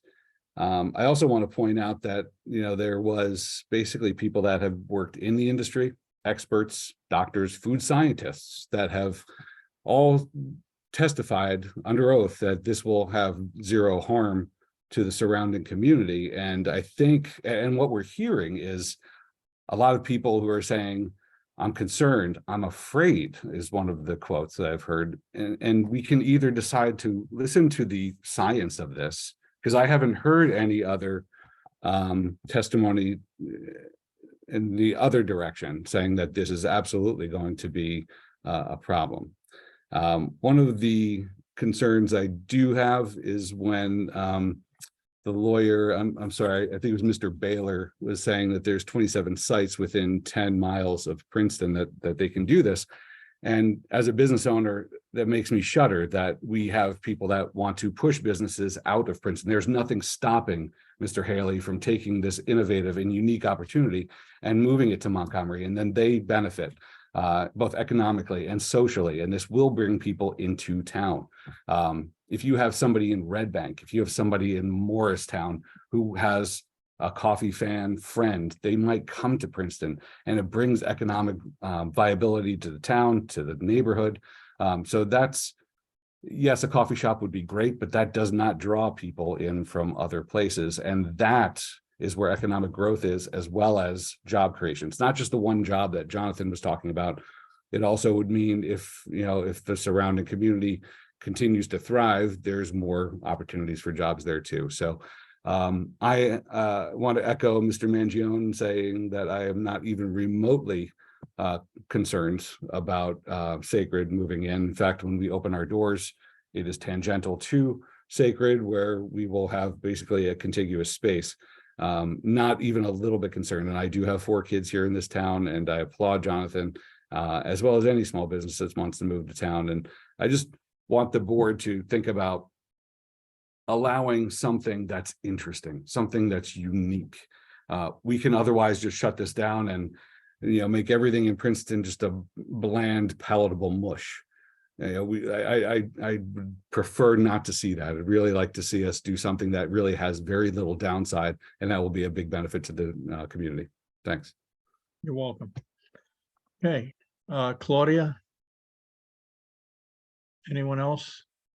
We'll give it a Please raise your hand, Henry Singer.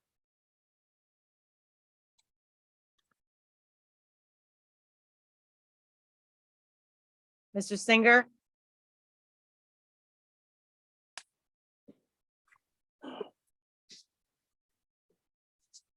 Can you hear me? We can hear you. We can't see you though, Mr. Singer.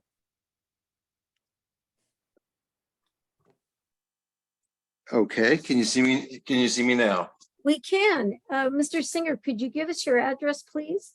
Yes, 187 Laurel Circle.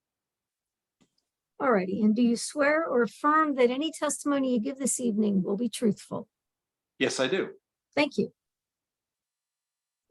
So I had a chance to speak previously, but I believe as Mr. Floyd said, if you had the opportunity to assess the testimony provided last time, which I didn't have a chance to assess, please come back and give us your thoughts. So here I am. I wanted to sort of echo some of what Ron was just saying, that I professionally, in a different world, in IT, have a responsibility to assess various risks and benefits to make a determination, not unlike what you're doing here. And so I am not an expert, as many of the people are not also. And I can only tell you what my assessment was based upon the facts presented and the comments made. But I felt that the testimony last time, not last week, last time was compelling. And I believe that the risks are minimal. And I think the benefit to the community will be significant, bringing folks in. I know some people are perhaps skeptical of the experience, but I believe the experience will be worthwhile and novel in this area, and will meet the test for being worth it for making this use variance. So again, I want to recommend that you approve the use variance. Thank you very much. Thank you for commenting. Claudia?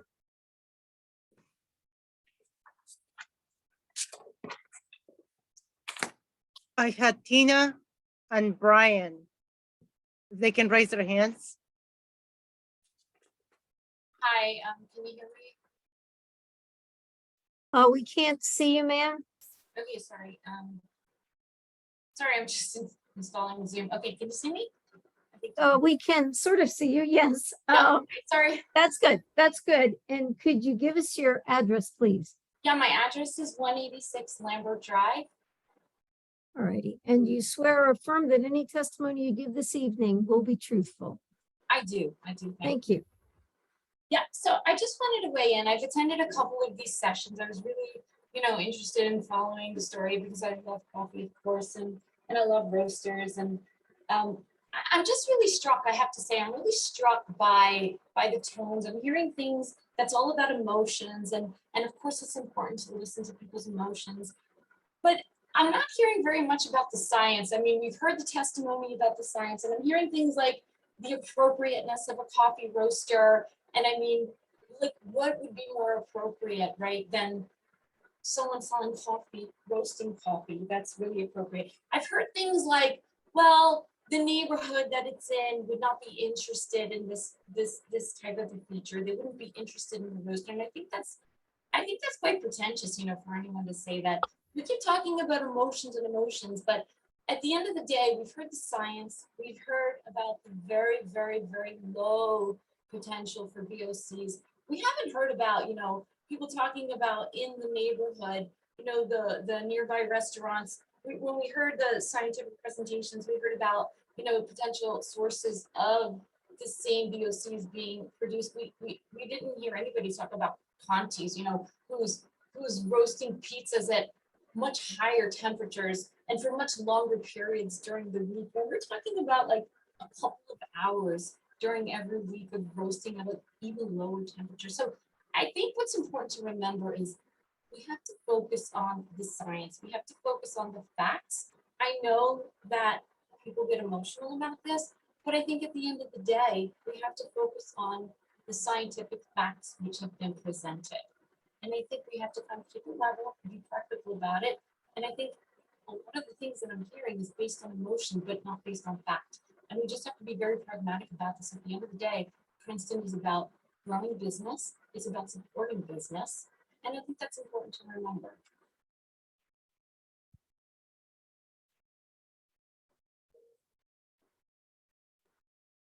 Thank you. Yes, Claudia, I believe Mr. Zach he's signaling that he wants to be heard. I don't know if he's raised his hand. No, you have to, on your computer, you have to indicate you want to speak. If I knew how, I would love to do it. That's There okay, you go. Mr. Zach. There it is. We hear you now. Could you give us your address, please? 14 Hageman Lane, which is off Drake's Corner Road. All righty.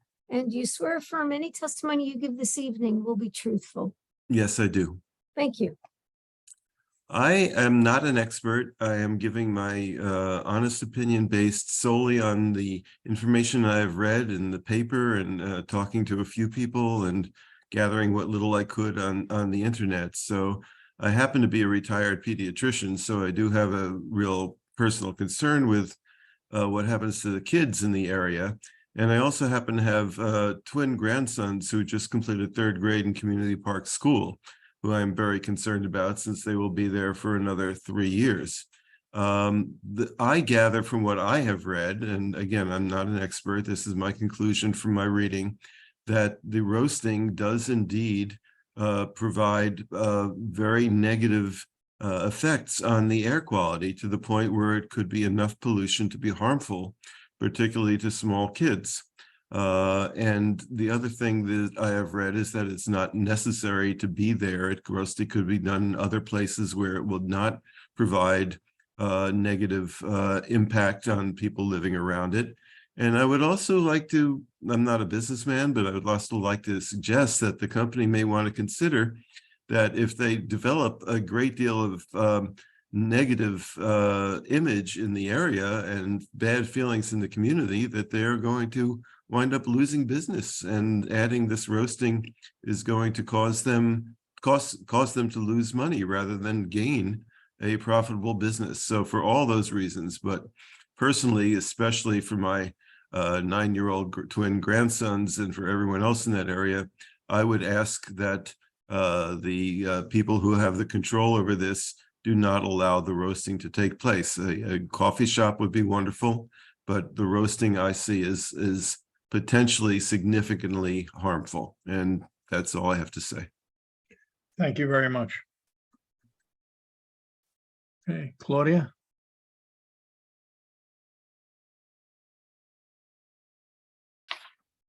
Jennifer, oh, sorry, I don't know.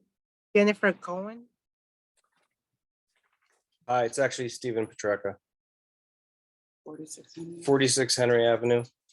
Sir, could you just give us your name one more time? It's Stephen Stephen Petreka, Petreka, and you said your address is? 46 Henry Avenue.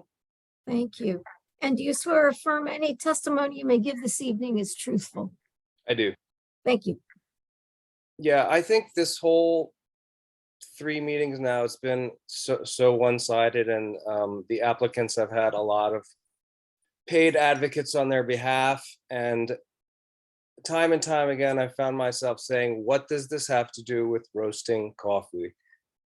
We've heard about Munaki, love Munaki. We've heard about trucks. We've heard about roasting. None of this has anything to do with what I'm going to smell outside of my door.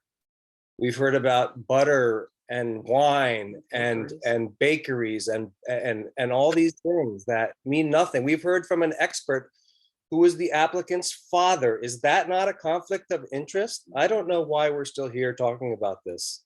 Everybody who's for it doesn't live anywhere near here. Isn't that kind of ironic? I'm against it. And if you do the right thing, these zoning exists for a reason. This is a residential neighborhood. It should be nowhere near here. That's all I have to say. Thank you.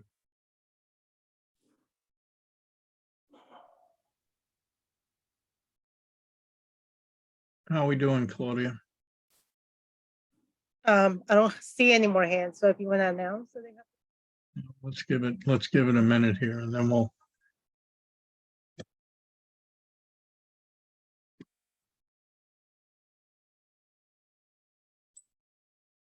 All right, I guess since we have no other people who've indicated they want to speak, we'll close the public portion of the hearing.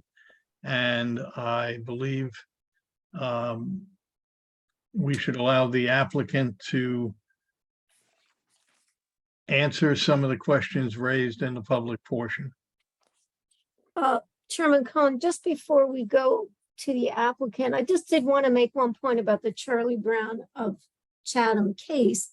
Mr. Hare is correct. That case did involve the request for use variance for a restaurant so that they could have their employees sleep there. However, I also think it does stand for the proposition that economic benefit to the applicant, doesn't constitute a special reason. So, you may, people may have different readings of the case, but I think on that point, the case is clear. That meaning if that in the end is what the advocacy comes down to, that our courts have found is not a special reason.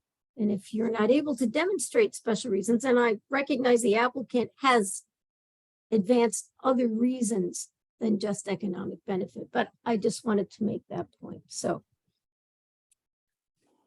Thank you. Steve, may we take a quick break? Okay. It is, what is it, 9? Thank you. It's 9:47, 9:37. 37. We'll give it 5 minutes to 9:42. Okay.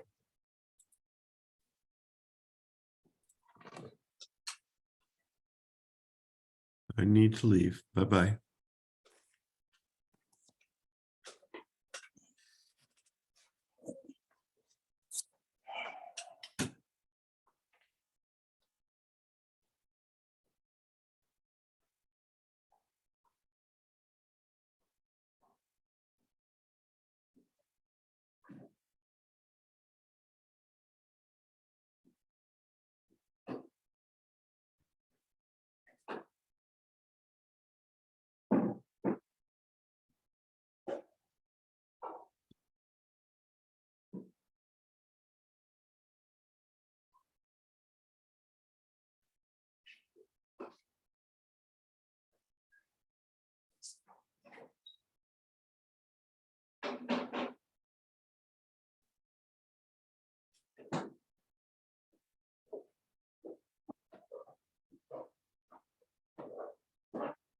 Susan.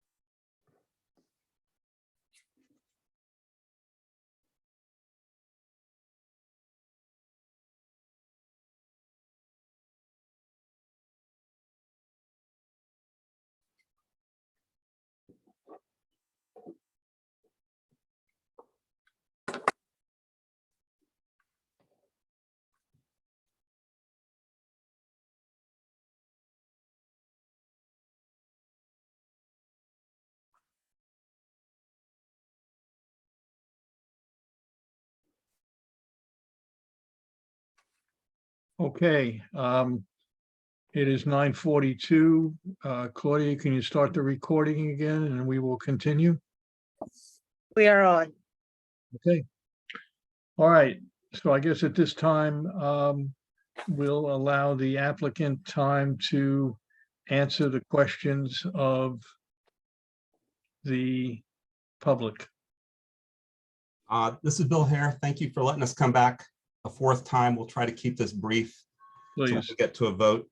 We'd like to have our experts briefly address the points that were raised by various members of the public. First, our food science expert, Rick Ludisker, we're going to have him talk about the VOCs. Then we're going to have the proprietor of Vortex. That equipment will talk about the lack of odor and smoke that produces. And then we're going to have Susan Pavate, our planner, address that the points raised by Mr. Baylor. So I'm going to turn that over right now to Ron or Ren, whichever one is able to get their Zoom equipment to work. How's that? There you are. Okay, I'm going to go to mute.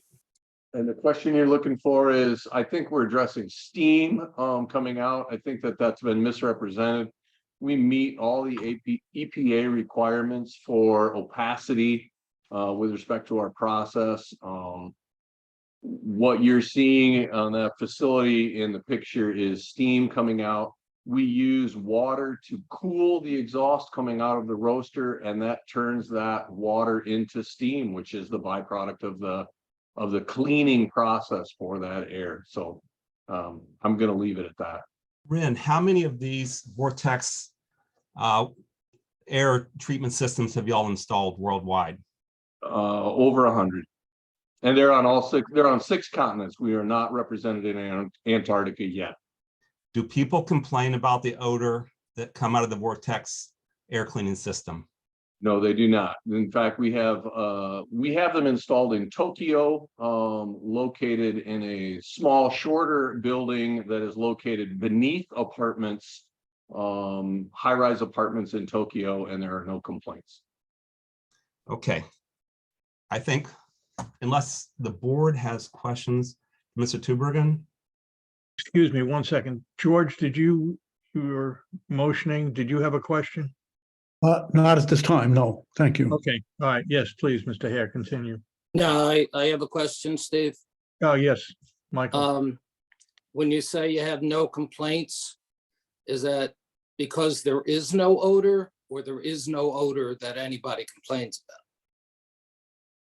I would say there's no odor that anyone complains about. You're splitting a fine line there. And that's the same. I didn't mean to split a fine line because nope. People I've talked to said after the process, not necessarily Vortex. I never got that far, but the afterburner, you know, I've even spoken to a person who is a roaster, and he said, yes, there is a smell. Yes. Yep. That is So correct. that was my fine line. Is there a smell or not a smell? There is a smell, and it's going to be the Thank same you. as operate. If you're welcome. And how far would you say that smell would, you know, proceed away from the stack? More than 5 feet? You know, that is going to depend on wind conditions, and I have bad allergies, so my ability to smell is challenged. That is going to change. I can speak to experience from the installations that we've had. We have no complaints in Tokyo. We're operating in Beverly Hills. We're operating in Berkeley, California. Our experience is that these units are doing a satisfactory job of cleaning the VOCs from the exhaust. And how close are these units to places where someone could smell it? Well, in Berkeley, facility that I visited, they're located. There is housing across the street. Okay. I do have a question, if I might. Are any of these Vortex facilities located within, say, several hundred feet of a school? I don't know.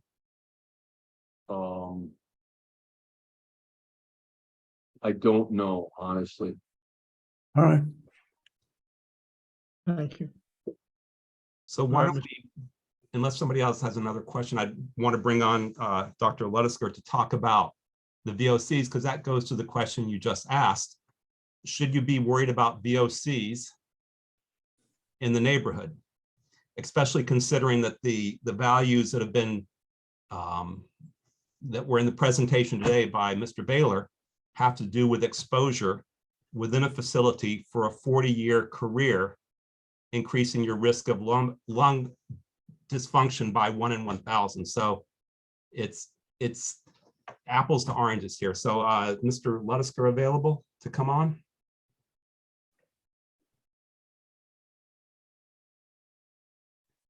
You see, his having Zoom problems. I don't know if you guys can hear me or not, but he's texting that he cannot get video, but he does. Mr. Haley, we can't hear you if you're trying to speak to us, so.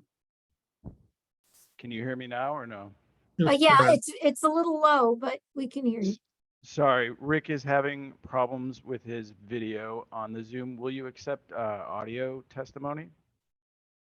I'll be honest, I really think, we require this of all public commentators, that we must be able to see them. So I think we need to keep the same standard for people who are testifying now for the applicant. It's our only way of identifying the person. We don't know his voice, and it's not that I'm sure that would be him, but operating via Zoom means that we have to be consistent and say we need to see the person.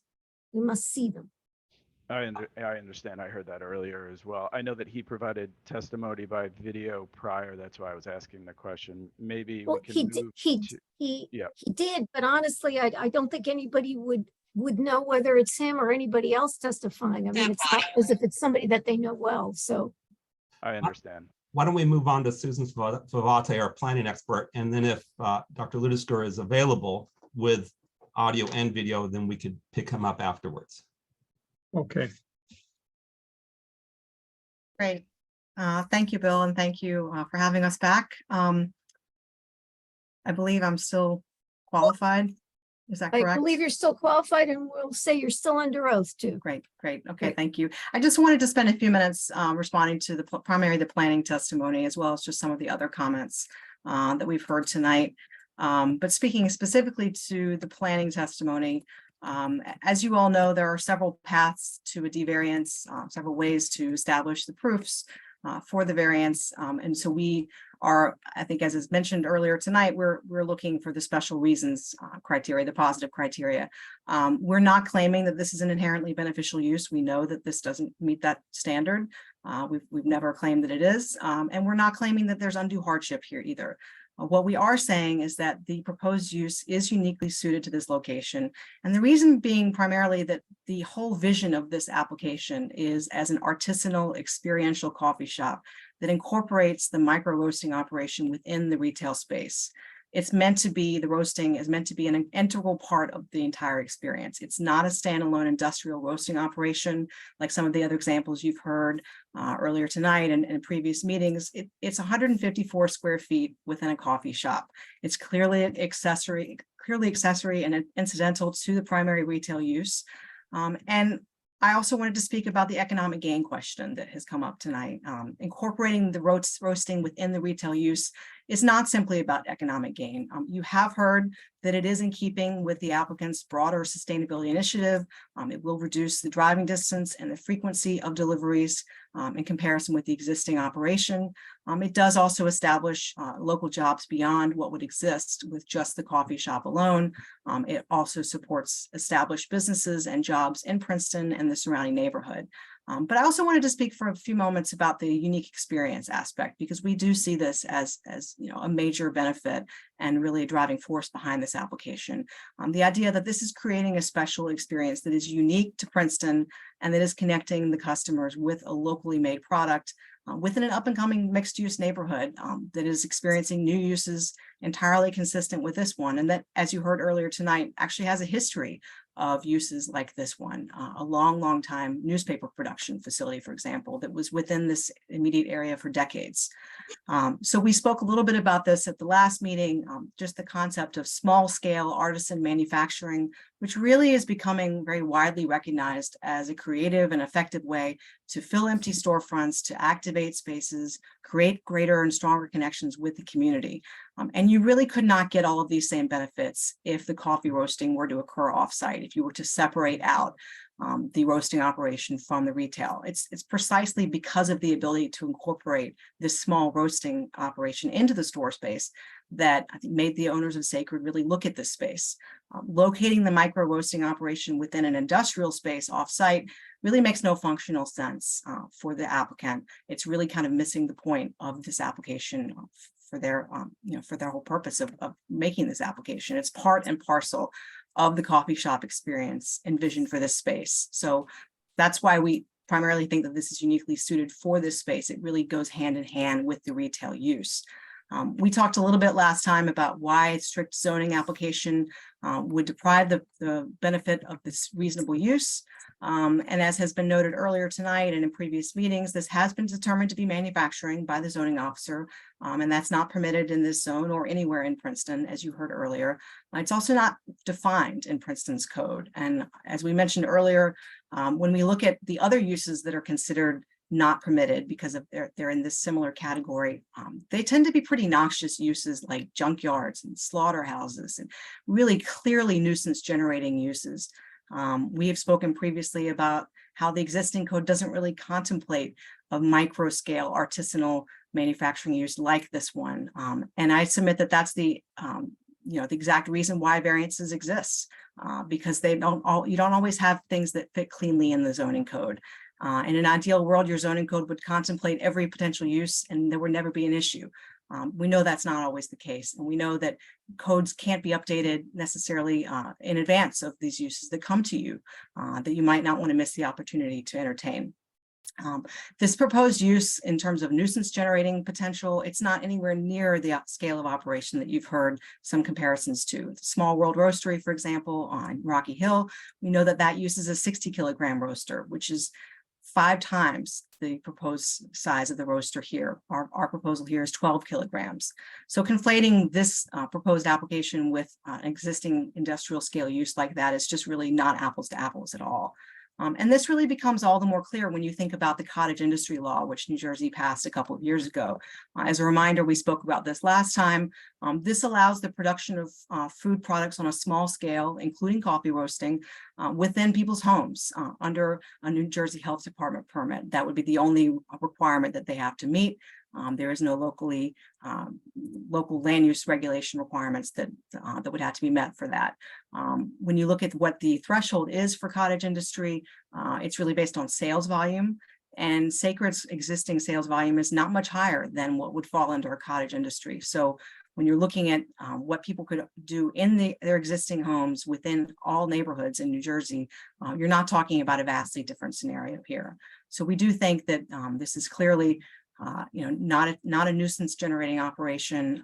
It's not something that is going to be on the scale of anything that we've been talking about in terms of industrial scale operations. So the idea of moving 154 square foot roastery into some other industrial flex space in the vicinity just really doesn't make much sense from the applicant's perspective.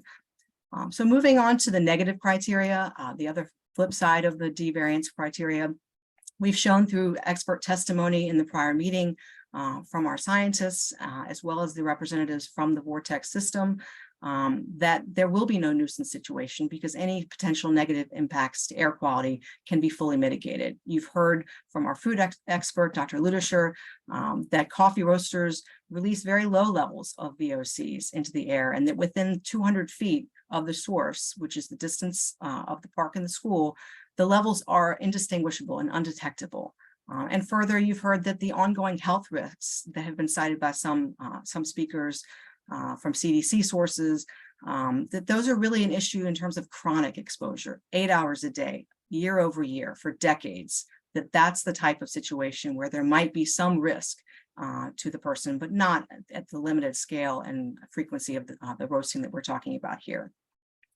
Looking at the Vortex system, which you heard a little bit about just a few moments ago, this system, which is being proposed, to really further the protection, even though we've established that this is going to dissipate over a period of distance from the source.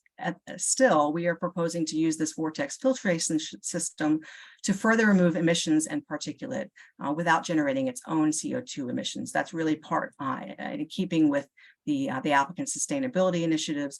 You've heard testimony from the experts from this technology that you can expect to see white vapor, steam, and you can expect to smell some odor, but that it will be very mild and reminiscent of baked coffee or bread. And again, will dissipate very quickly the farther away you get from the immediate source. Okay, so it's our testimony that this is not going to create nuisances for the school or the users of the park, especially when you consider really what's happening on a day-to-day basis in the larger neighborhood, what's experienced really in many residential neighborhoods day to day.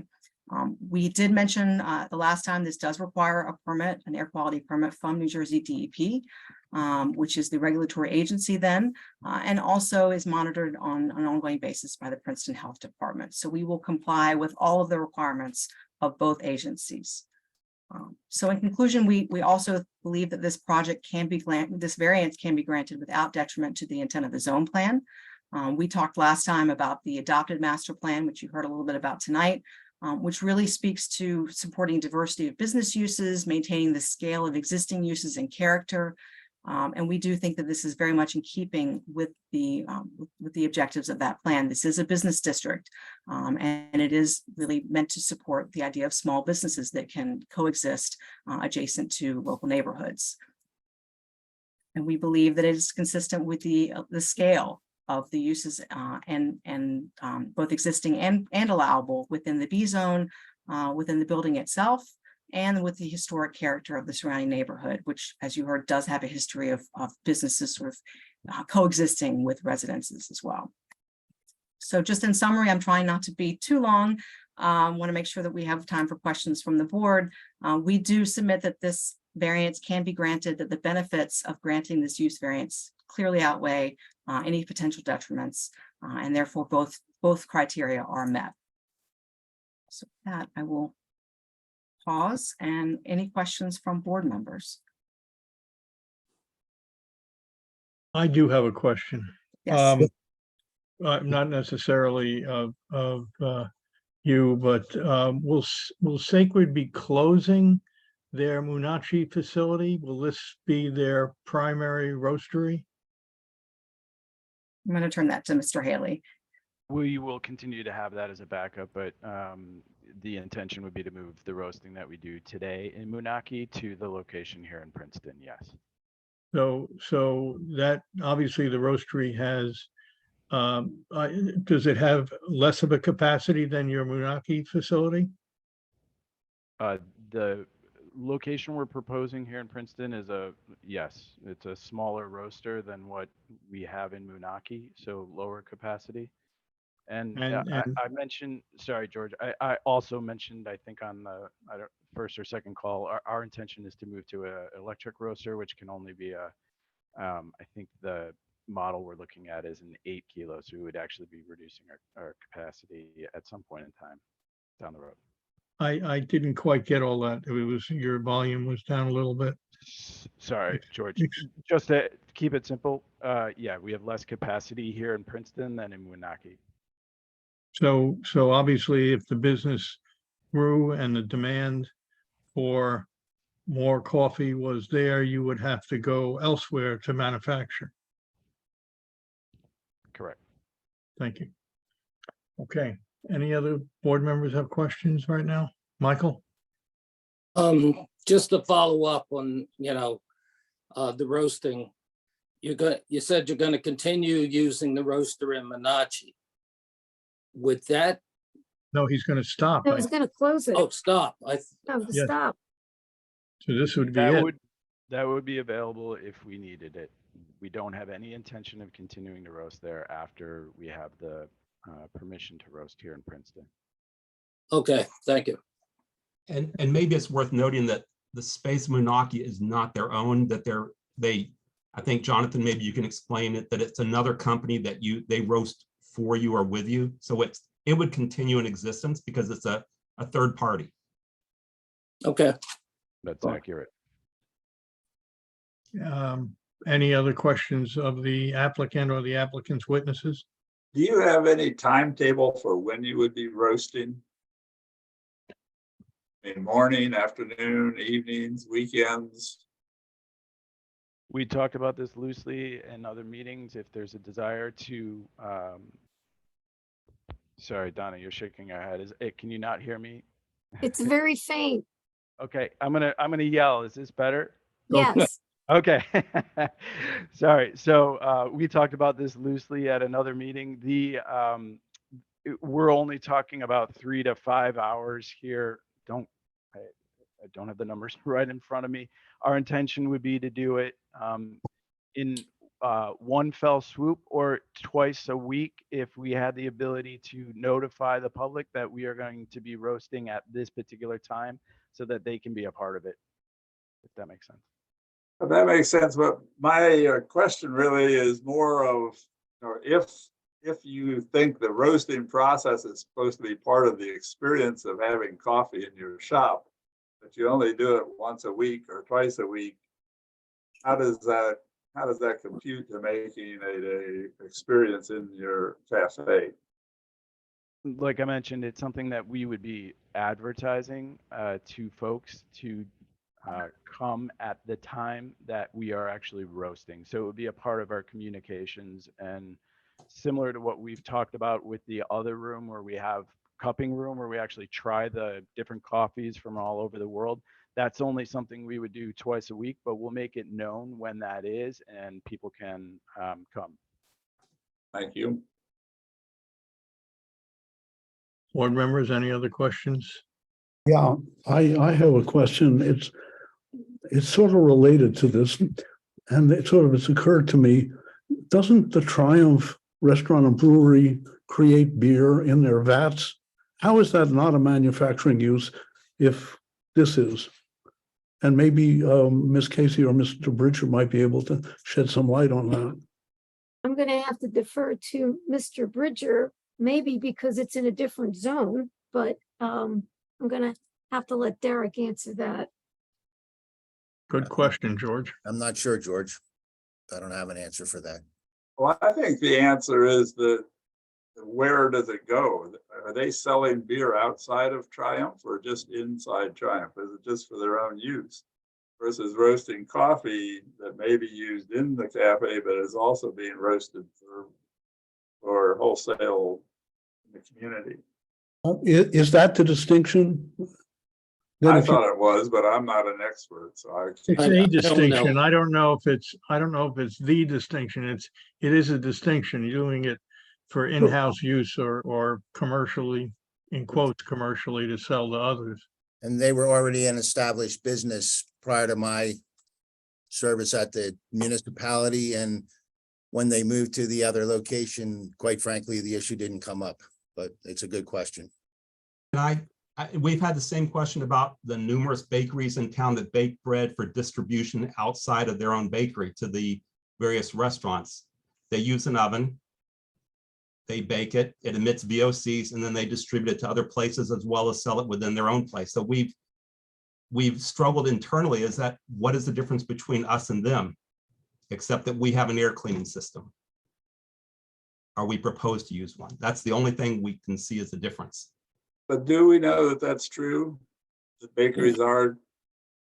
I mean, what bakery is producing food for wholesale or retail sales? I think they distribute it to the restaurants in town. I don't remember which ones.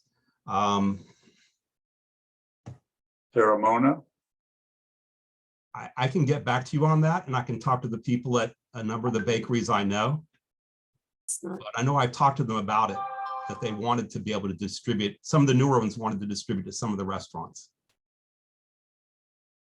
I'm going to just weigh in on the bakery issue. I mean, they're using flour. The conversion of wheat to flour is manufacturing. Flour to bread is baking. There's a difference. Just like beans are That's the most basic definition of manufacturing. You know, taking a raw material and making it something else, which is a coffee bean. So, I mean, that's why I made my call. So I have a question then. Would that the same principle hold true for ice cream, like the local ice cream shops that distribute to restaurants? I don't think an ice cream is the same type of manufacturing. It's using stuff that's already been manufactured or created, milk, sugar, cream.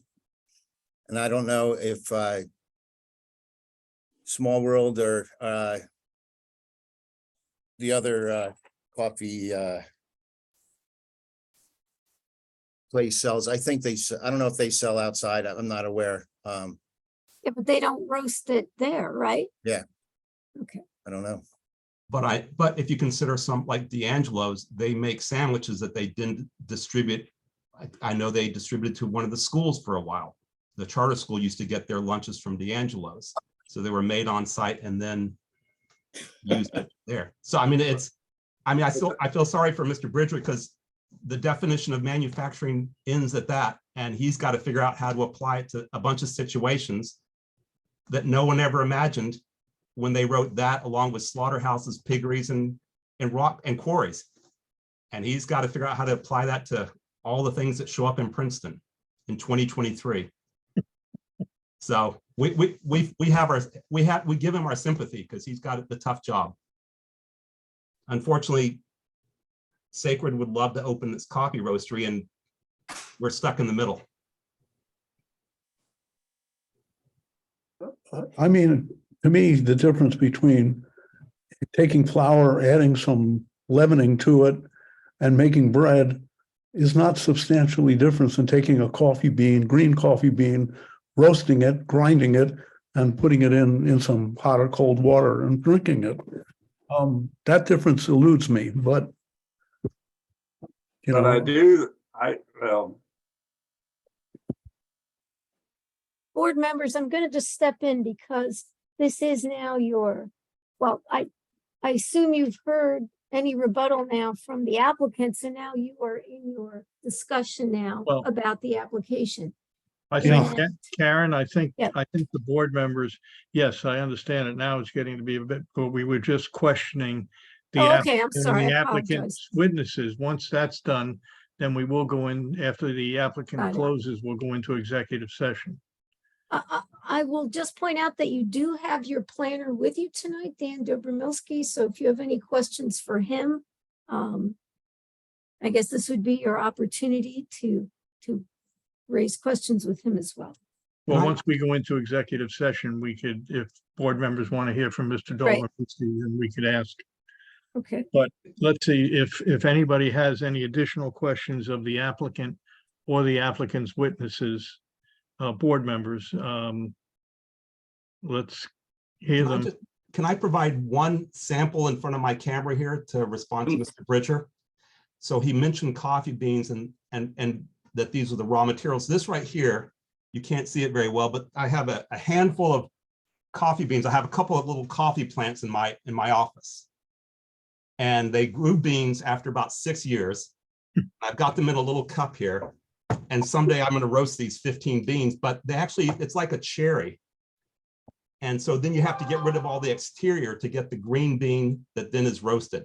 So, and an argument could be made that the manufacturing is getting rid of the material around the green bean. Okay. And then Thank you you. can burn, so, okay. Okay, board members, any other questions of the applicant or the applicant's witnesses?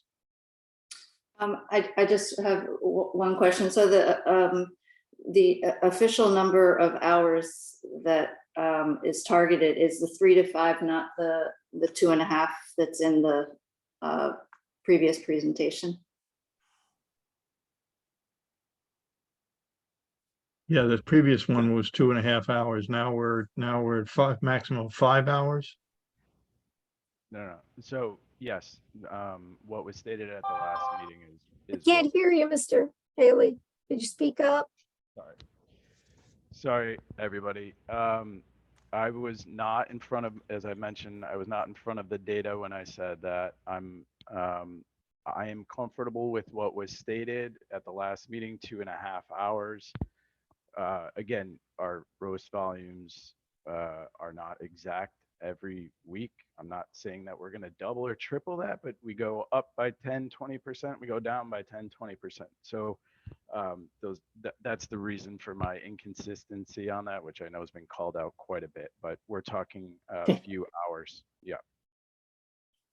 And Mr. Haley, just to finally confirm for the board, what capacity then? How many pounds of coffee a year are you proposing to roast? Well, it would be a range, but we have talked about if it would make the board more comfortable after listening to the neighbors, we could have some sort of limit either on the hours or the pounds on a weekly or monthly basis, if that would be helpful. I don't know how we would enforce that. I mean, it's how we would follow up on that. So I'm not certain how many cups of coffee we're going to serve at the new location, everybody. So it's a little bit of an unknown. The reason we're talking about this location as much as we are is because it's an unknown part of town. Am I going to make the same amount of coffee as I do at 20 Nassau? My assumption is no, it'll be less. If we're talking the exact same amount, when we start roasting, we're going to be talking somewhere in the arena of 400 pounds a week, I think, once the new coffee shop is up and running. At 500 pounds, that is 3 hours and 9 minutes of roasting. That's what I have in the spreadsheet here in front of me.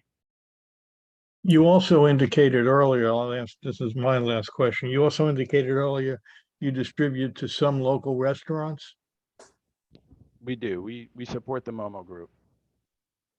Okay, so that's in addition to the 2 coffee shops you'll have. Yes, but the volume that I'm speaking to is inclusive of that. Yeah. Okay, thank you. Okay, do we have any other questions of the applicant or the applicant's witnesses from the board?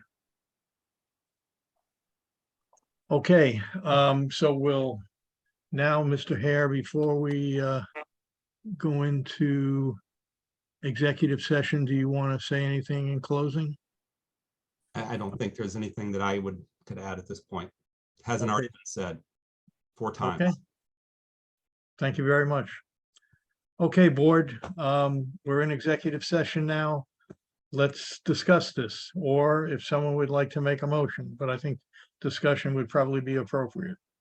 I'm going to ask then if someone is prepared already to make a motion that I think you've heard from your planner and the objector's planner and the applicant's planner that there's positive and negative criteria that the applicant needs to satisfy. So I'm going to ask, as the person who's going to prepare the resolution, I want to accurately reflect what the basis is for the board's decision. So whether it's yay or nay, I'm going to ask that you identify what positive criteria you believe they've met. In this case, they need to address purposes of zoning, which I think the board is familiar with from many other past applications. Also need to establish that this site is particularly suitable for the proposed project,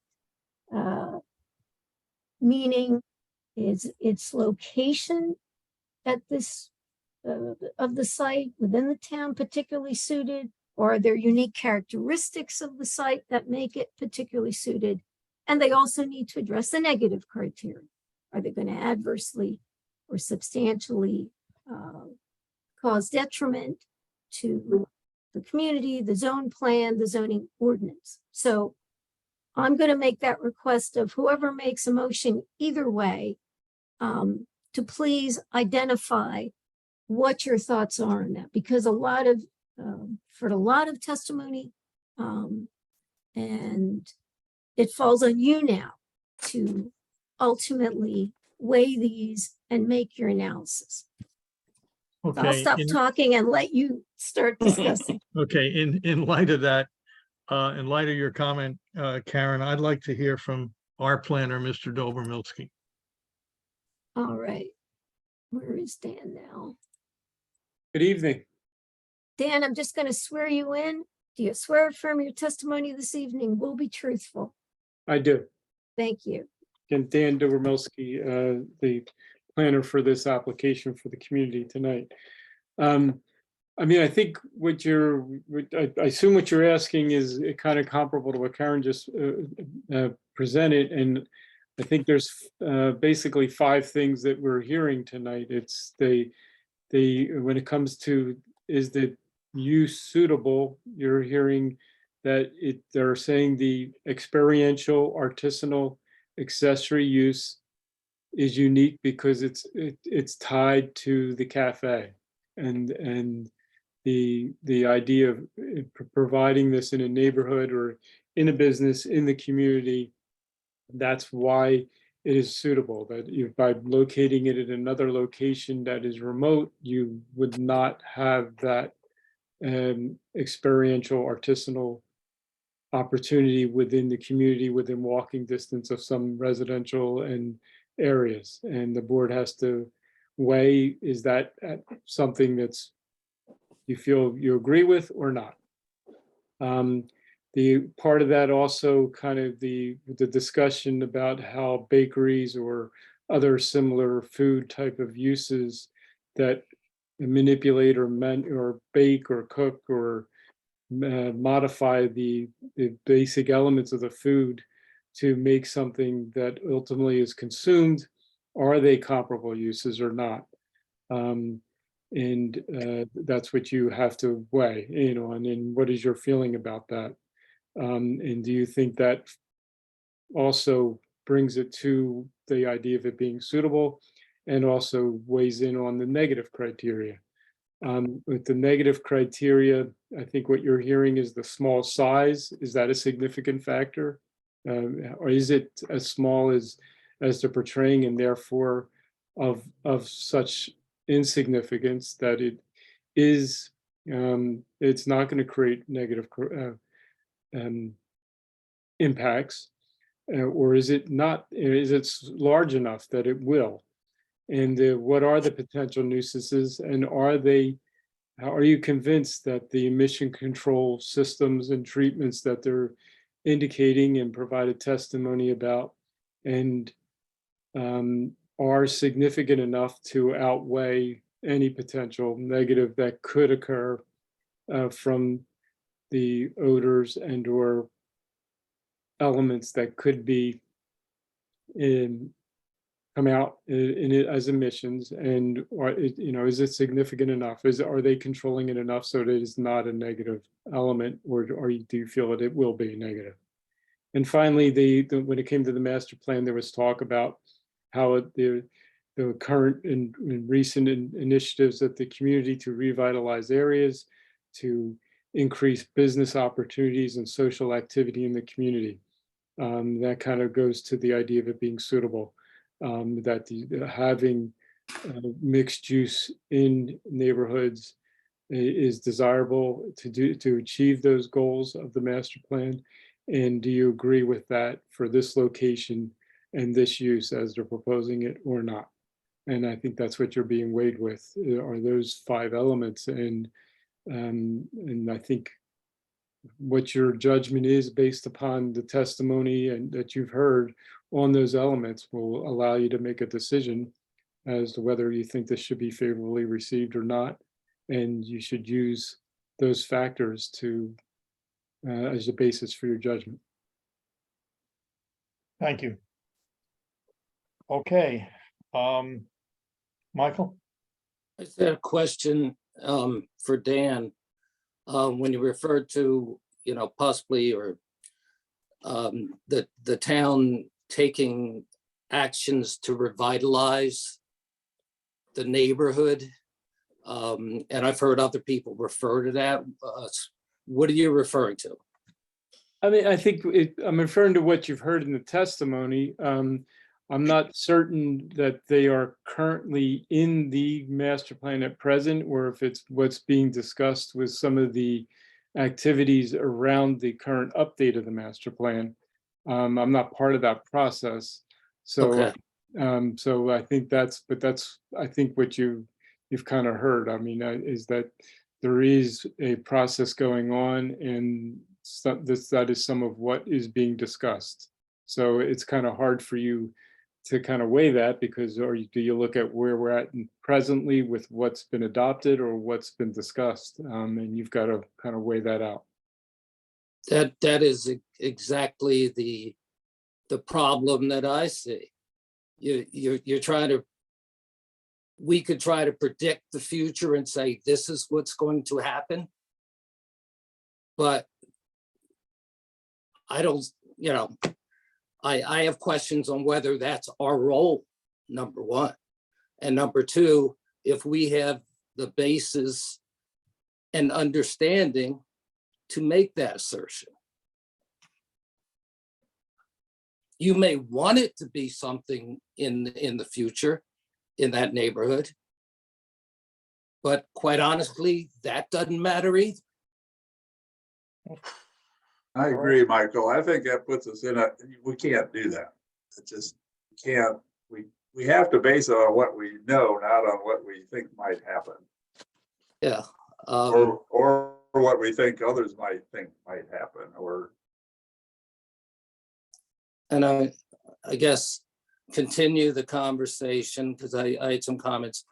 Big thing for me is whether it's a detriment to the existing code. And I do worry about that, I think. And even their plan, the applicant's planner, when we kind of discussed the need for towns to change possibly some of their zoning codes that, she talked about the cottage industry or cottage bakery, law, which I don't think is actually a law. They actually were put in place some regulations that the Department of Health had the power to put in regulations. The Assembly and the Senate did not pass a new law on cottage industries.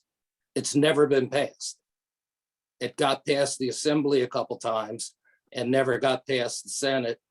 So what is being referred to as law, to my knowledge, is not a law. It's a regulation of a department. It is not a state statute. And it definitely doesn't, and no one's asserting that it overrides zoning, but just, I wanted to put that out there because I think that the cottage industry is being, put forth to us also as where things are going, and it may be going that way. I also checked the internet, and I'm sharing what I believe is knowledge, and you make your own decision. New Jersey was like the last state to put in cottage industry regulations, and it does include coffee roasters. But I checked some other states that don't include coffee roasters as a permitted cottage industry. I don't know why, and I'm not going to make a case one way or the other. But I just, since, that helps support what they want, I just wanted to put those facts out there too. I'll keep going. My thing is detriment to the code. I believe, again, as their planner had said, I believe the way to do it is you change the code. Like manufacturing, it can be done. The municipality can do it, but you don't grant a variance. For me, it's detrimental to the code for this specific instance. And I don't believe the positive rises above the detriment to the code. Because once we start defining manufacturing and granting variances, we're down that road. And I personally don't support that. If the town wants to change it, change it. And if the town changes it a year from now, they can put a roaster in a year from now. But right now, I have some, I have my particular respect for the code and the slippery slope. So that's my main thing. I think there are positives, just don't overpower that. I think the health issues from the testimony, I'm more comfortable with that, even though I dislike the fact that we don't have our own consultants to speak on it. I think health stuff is a big enough thing that would be nice if we had one, but that's not how our system works. We can get an outside traffic consultant to look at an applicant's traffic, but we don't have a health expert to help us through this. But I think the health thing for me is not a big thing. I do worry about the frail or whatever, but I think the information they provided last time was good. I think there will be a smell. That's the other part of it. It's not just health. And that smell will go where it goes. I also note the school has vents, on all the exterior. It means that facade that's closest, their intake vents can even be seen in pictures that were shown today. And then there's site suitability. Yes, it's suitable for the roaster because it's a coffee shop and they're going to have storage there and they're going to have the artisan experience, which I have grown to like based on, their last presentation. I'm not sure that, I think the cupping and the wine tasting stuff, the scraping the beans and all the stuff I've read about in the last couple of days is the attractive part. Looking at a mechanical roaster, I'm not sure if that's they're going to lose any people because it's not there. But I think the artisan thing is a good thing, but I just don't think it overlaps. I'm sorry, the zoning, detriment to the zoning. I'll let other people speak. Well, I agree with what you said about zoning, Michael. I think it's not our place to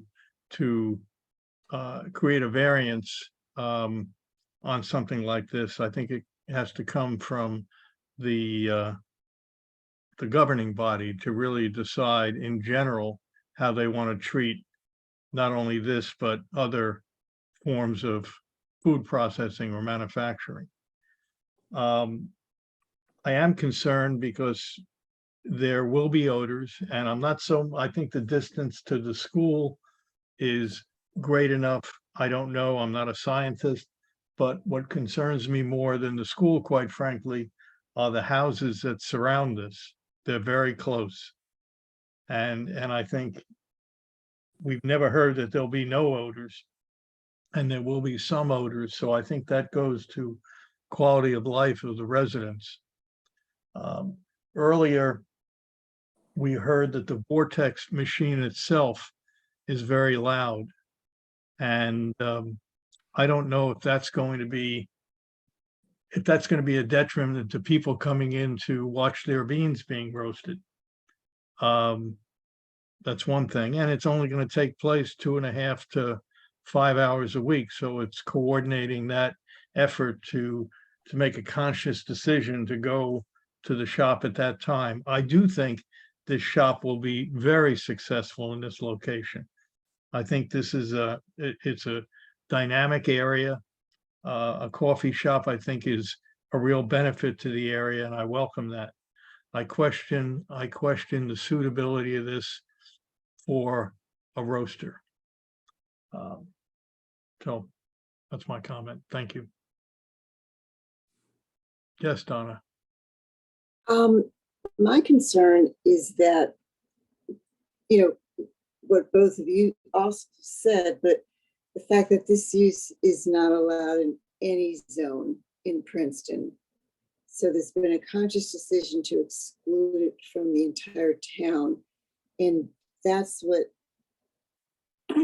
concerns me the most. I do have a question for Mr.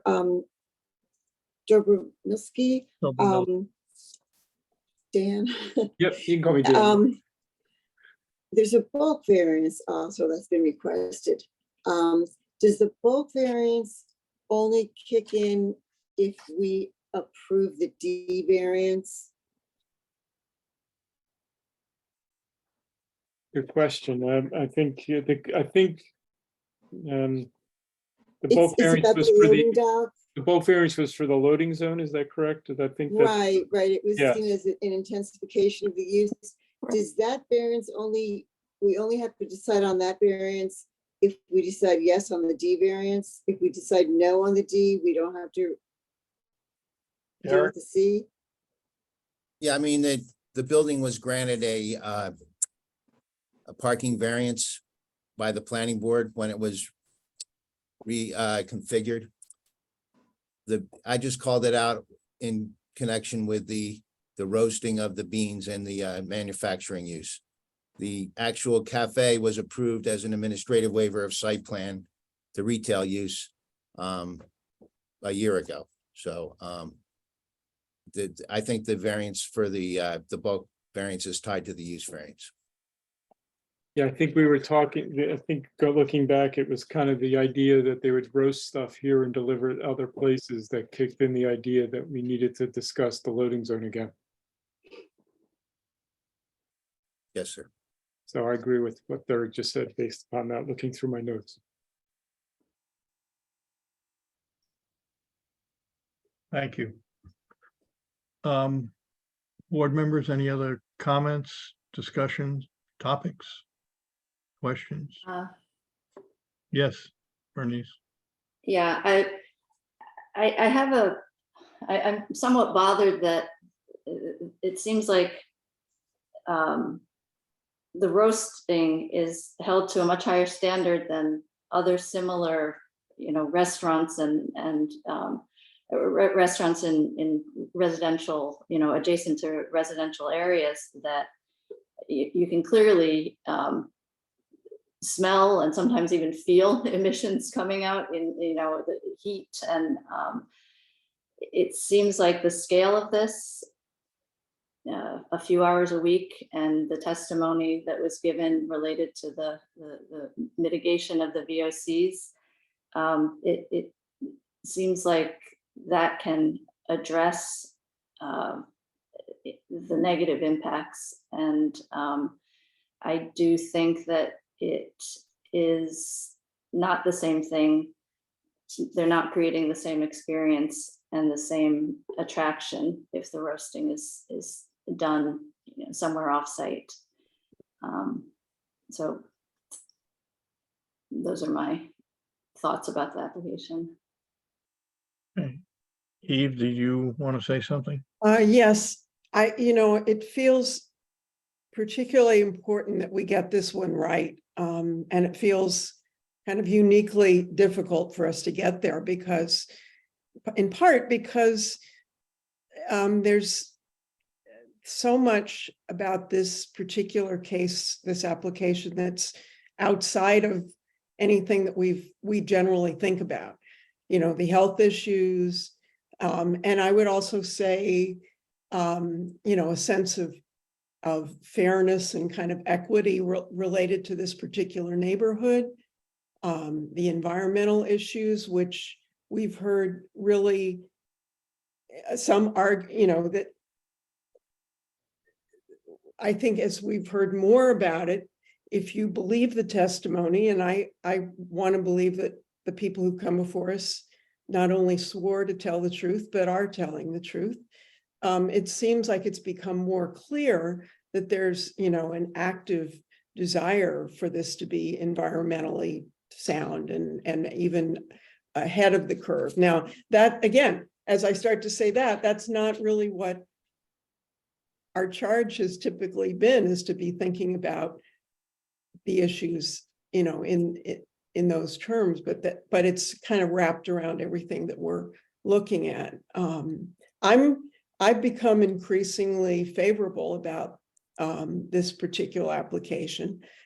I hear, Michael, what you're saying about respect for the code, and I care about that, and I feel like it's risky. It's not it's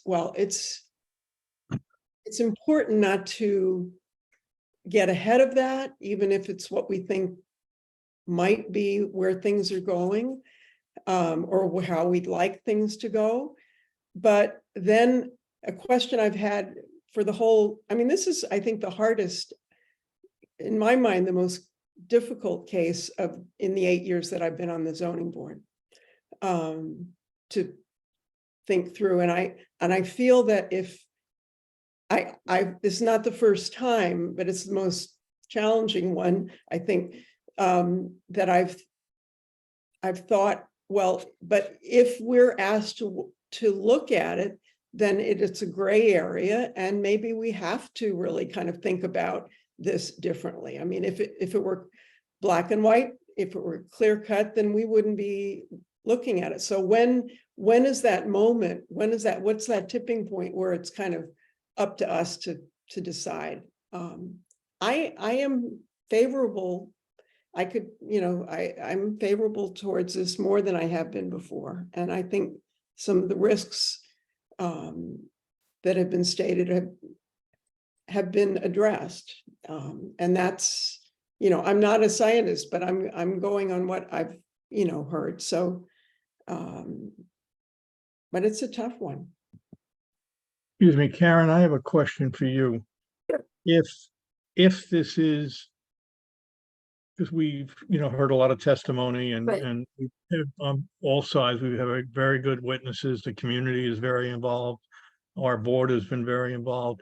If this is turned down, the variance isn't granted. As Michael indicated, if the governing body next year changed the regulations and this variance was not granted, does that mean that they have to go to court in order to do this, or would they be able to come back in before us and ask for a variance? Well, if the governing body changed the ordinance and the definitions of manufacturing, or, whatever changes they're going to make, and if changes allowed this use, then I'm not sure why they'd have to come to this board at all. Okay, If they so they didn't could, need any, I don't think they would if they didn't need, if they needed some kind of site plan approval, which I don't think they would, because this would be internal to the building. no, I think you've They would answered not it. have to come back to this board. No, Yeah, they wouldn't need an approval at all. They No. could just do it. correct. Yeah, okay, thank you. Okay, Yes. Make a few comments if I could. I am also favorable to this application with conditions. And the conditions essentially are no more than 5 hours and a published schedule that's available to the public. As to the injury to the zoning ordinances that you brought up, Michael, I would argue, that Triumph Brewing has already crashed through that zoning ordinance. If you're brewing beer in the basement, you are doing manufacturing, in my mind. Now, therefore, if you approve this, to me, that makes the case, and it's how legislation frequently happens. There are examples that go before this legislative body, in this case, the town council, and you say, look, this ordinance needs to be changed. Here are some reasons why, as opposed to knock down this this application because we want you to change the ordinance. And as to a lot of the other things, I think the artisanal experience, it's one of the big attractions for the Triumph Brew Pub. It's one of the attractions for a number of places that bake fresh bread, fresh croissants or danishes. And I suspect, you know, if this were turned down, they could put it in an oven and start baking bread and stuff to go with coffee, danishes, pastries, and so forth. And presumably that would be totally within the ordinance and wouldn't make any difference. But would it create odors? Of course. Would it create volatile organic compounds? Definitely. So, I mean, I regard, you know, the science that was presented unchallenged by the applicant's second scientific expert. It was determinative in my mind as to the potential damage. You know, with limits on hours after school, a high stack to disperse any odors or organic compounds, to my mind, deals with the negative, and the positive, I think, because of the experience of artisanal, is very attractive in this particular neighborhood. I think it would be an addition, not a detriment to the neighborhood. At least that's what I would hope. I guess the only thing I don't know where you started with Triumph. Maybe Triumph got approved legally. I don't know. Or maybe there was just some loophole that they slipped. I have no idea. And if anybody on the board knows that situation, please tell me. What year was Triumph? What year was Triumph opened? Derek, do you know? Michael, do you know? No, but what, 30 years ago, maybe? Yeah. I'd like to say something. That's my rough guess. I don't know. Yeah, no, I've been on the board for a little under 20 years and I, you know, I don't remember any discussion, you know, while I was on the board of Triumph, of the board of the zoning board. Can I make a couple of comments? Yes, please. In relation to that. I don't think it matters what other stores are doing in town. I mean, this is a specific request to us to change for a variance. I remember a case a couple of years ago, and I'm sure you guys do too, where somebody wanted to have I think a B&B in town. Oh yeah. And we're not allowed to have a B&B in town, but somebody said, well, everybody's doing Airbnbs in town. But that, you know, and they were, but that had nothing to do on granting the variance to that group. And I think it's the same way here, George. We don't know what Triumph is doing. We don't know what variances other places have, and it doesn't matter because what we're dealing with is not what else is going on in town, but whether we want to grant a variance for this. And I'm somewhat disturbed, like Michael and Steve, about the code. It has always seemed to me that this is manufacturing and a desire to grow the manufacturing and to distribute their coffee beans to other organizations in town. And the site is not set up. There's no loading dock. There's no kind of manufacturing kinds of things there. And I think, you know, I just don't think we can compare this to Conti's or something like that. I am convinced that the science is probably there and that the health risk is probably minimal. You know, I can't say anything about the smell. I mean, either you like the smell or you don't, and I think there will be a smell, but I don't necessarily think it's a health risk. But I don't like the idea of variance for manufacturing. I think this is a different kind of manufacturing. So. Well, our zoning officer has determined that this is a manufacturing facility or a manufacturing piece of equipment, let's call it, and is inappropriate in the zone. So I think we have to treat it as such. And I think it's not for us to make that type of determination. So, well, look, not to cut, I don't want to cut off this discussion at all, so we keep this going, but if someone would like to make a motion, or we can, it's getting on here. It's almost 11 o'clock. I nominate Michael to make the motion. Good one, right. Well, Okay, well, I make a motion that the variance for the use variance be denied. What else do you need, Karen? Actually, I think it might be helpful instead, since we do have somebody, or at least a couple of board members who are in favor of this. The reason I think it might be more appropriate for somebody to make an motion to approve, and then we will see if that passes, as opposed to trying to do this in the negative.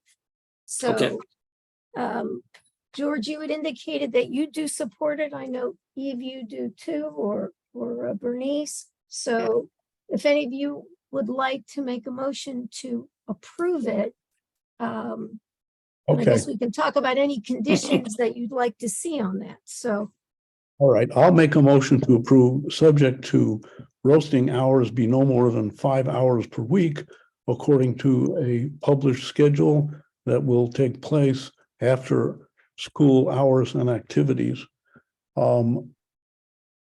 And do you want me to go through the different evaluations that Dan mentioned as to suitability and so forth?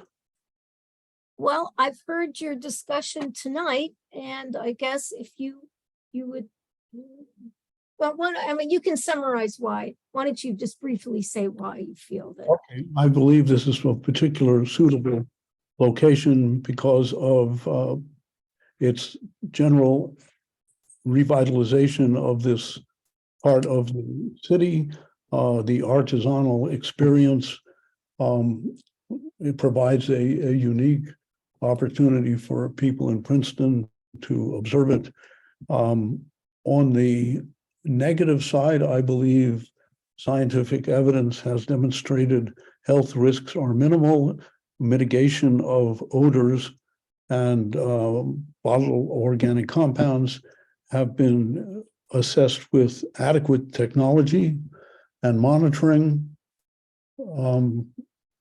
I also think that it will reduce the trips in and out of the facility that currently occur, I believe, every week or two. And that will be regardless of if someone relocates the roasting facility nearby, they'd still have to go in and out of the facility. So this will be a net traffic benefit to have it go 2 or 3 times a year. George, if you think that the health, I'm sorry, go ahead. if you think that the health concerns have been addressed, then why would you say that they should not do it during school hours and activities? Because of neighborhood reaction. I'm sorry, I couldn't hear you, George. What did you say? Because of neighborhood reaction, that I believe, that should be taken into account. I regard that, as a serious element, not necessarily determinative, but to the extent to which it can, that concern can be addressed, I think it should be. So George, your motion is that the roasting be limited to 5 hours a week according to a public schedule and not during, I didn't hear that part of it. Hours or activities. All right, not during, okay, school hours. wow, that's going to really be a very difficult thing to define because it may change. The activities may change. I don't think it's that difficult. I mean, All right, I think. well, I mean, this is the motion that George is making. Okay, that's and then fine. Yes. I assume, George, the rest, I think the applicant already indicated they need an NJ DEP permit. and I think they need a permit from the Princeton Health Department.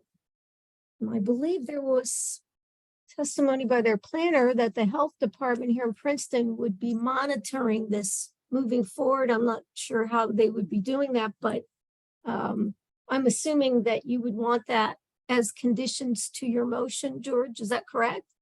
Correct, that the applicant comply with all State Department of Environmental Protection regulations and also conform to any regulations and requirements of the Princeton Health Health Department. Okay. All right, so you've got a motion on the floor. Would it also include the C variance at that point, just because it's kind of tied to Yeah, it? that would be part of it too. Yeah, I mean, the motion is to approve the entire, so I took that to be both the D variance and the Yes, correct. C variance. Can we also add that it not run with the land, No, no, because this is a use variance and it is going to run with the property. I certainly think it could be argued that it's not any manufacturing use.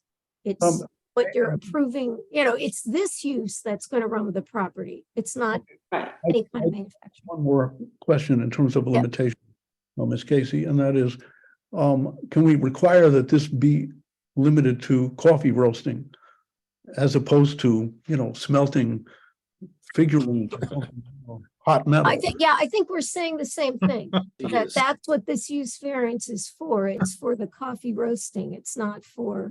I wanted to limit it to that. And could you limit it on the size based upon the testimony? Well, that's the other thing, the capacity. The area. I'm not clear at this point what capacity they're seeking or what they're saying that would be the limit in terms of pounds of coffee, but. I think the hours of operation is part of that, but then also that they did indicate that there would be very small size within the prop building. So that would kind of limit the possibility that it be other larger types of uses.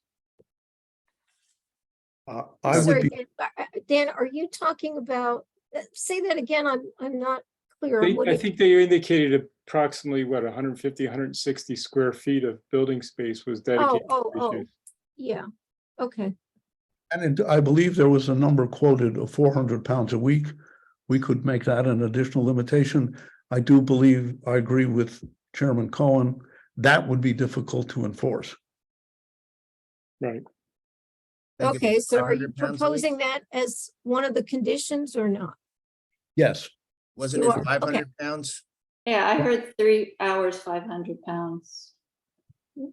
All right, well, the motion is for 5 hours, but. Oh, 5 hours. 5 hours, and perhaps Mr. Hare could respond. Was the number 400 pounds a week? I believe it was 3 hours and 9 minutes that Jonathan mentioned, and I thought it was 400 or 500 pounds. I don't remember the exact number, but it's just, I might propose that you also add that it be limited to a 12 kilogram roaster or less. I was just going to say, if you take the hours of operation and the size of the roaster, that kind of gives you definable terms that you don't have to get into the pounds. Yeah. Fair enough. But if you're worried about the use going with the land, you might make it specific to a 12 kilogram roaster or less, so that you wouldn't have to worry about something larger coming in the future. I agree, and let's make that another. Okay.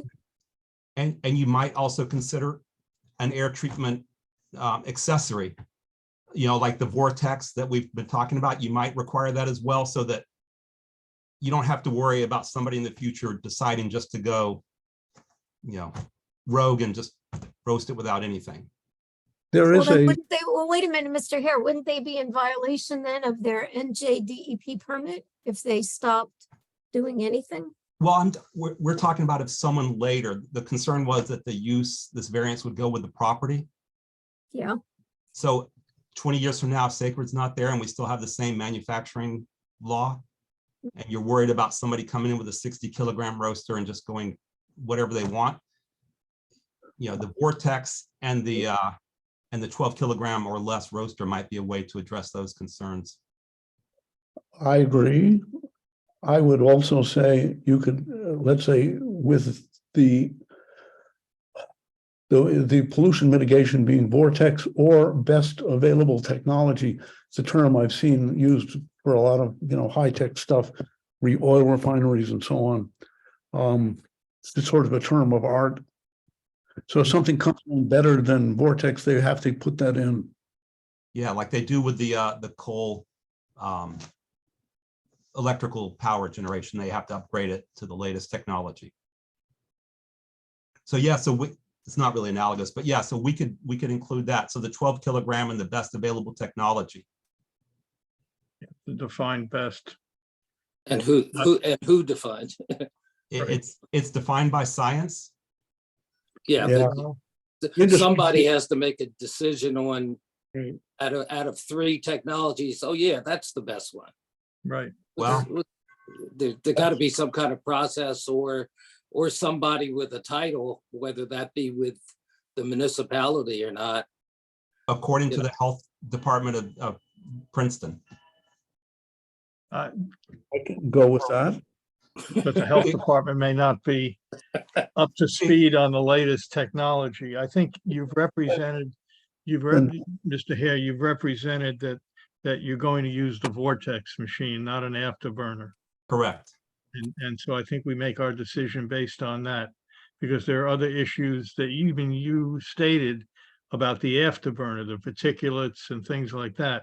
So you said that you're going to use the vortex. Yes, correct. Okay. The only reason I mentioned any sort of air treatment is if you're worried about 20 years from now, if someone else, Sacred is not there and someone else wants to come in and you're worried about what would happen then. That's the only reason I brought that up, but I don't even want to go there. Very Just good. say the vortex or equivalent, and then that's something to judge it against. Yeah. Vortex, there's no equivalent. All right, but we're actually splitting hairs at this point. So So we we've got have a motion on the table, so then, is there a second? Yeah, this is right. Do we have a second? I'll second it. Okay, we have a motion and a second. Do we have any further discussion on the motion? Okay, if not, Claudia, please call the roll. Ken, Yes. Ms. Coulson, Yes. Mr. Floyd, No, Mr. Shriver, No, Mr. Stein, Yes. Ms. Donna, you're muted, Donna. No, sorry. Chairman Cohen. No. Alrighty, well, this application needed 5 affirmative votes, so the application is not approved. I would like to say, though, that I was very impressed with all the testimony and all the participation in this number of meetings we've had and all the information that came out. And that was really, I think this was a very studied, if not difficult, decision to make. And I'd like to thank the public, the applicant, the board members. I think this was a very well thought out application and decision. Thank you. We'd like to thank y'all for all the time you've spent with us and considering it is a tough issue. And we appreciate your considering it over these last 4 sessions over the last 5 months. And let me add, though, that I think the business is a great idea in this location, and I think you will do very well. Okay, well, I think we're adjourned for the evening. Perfect. Thank you, Steve. You're welcome.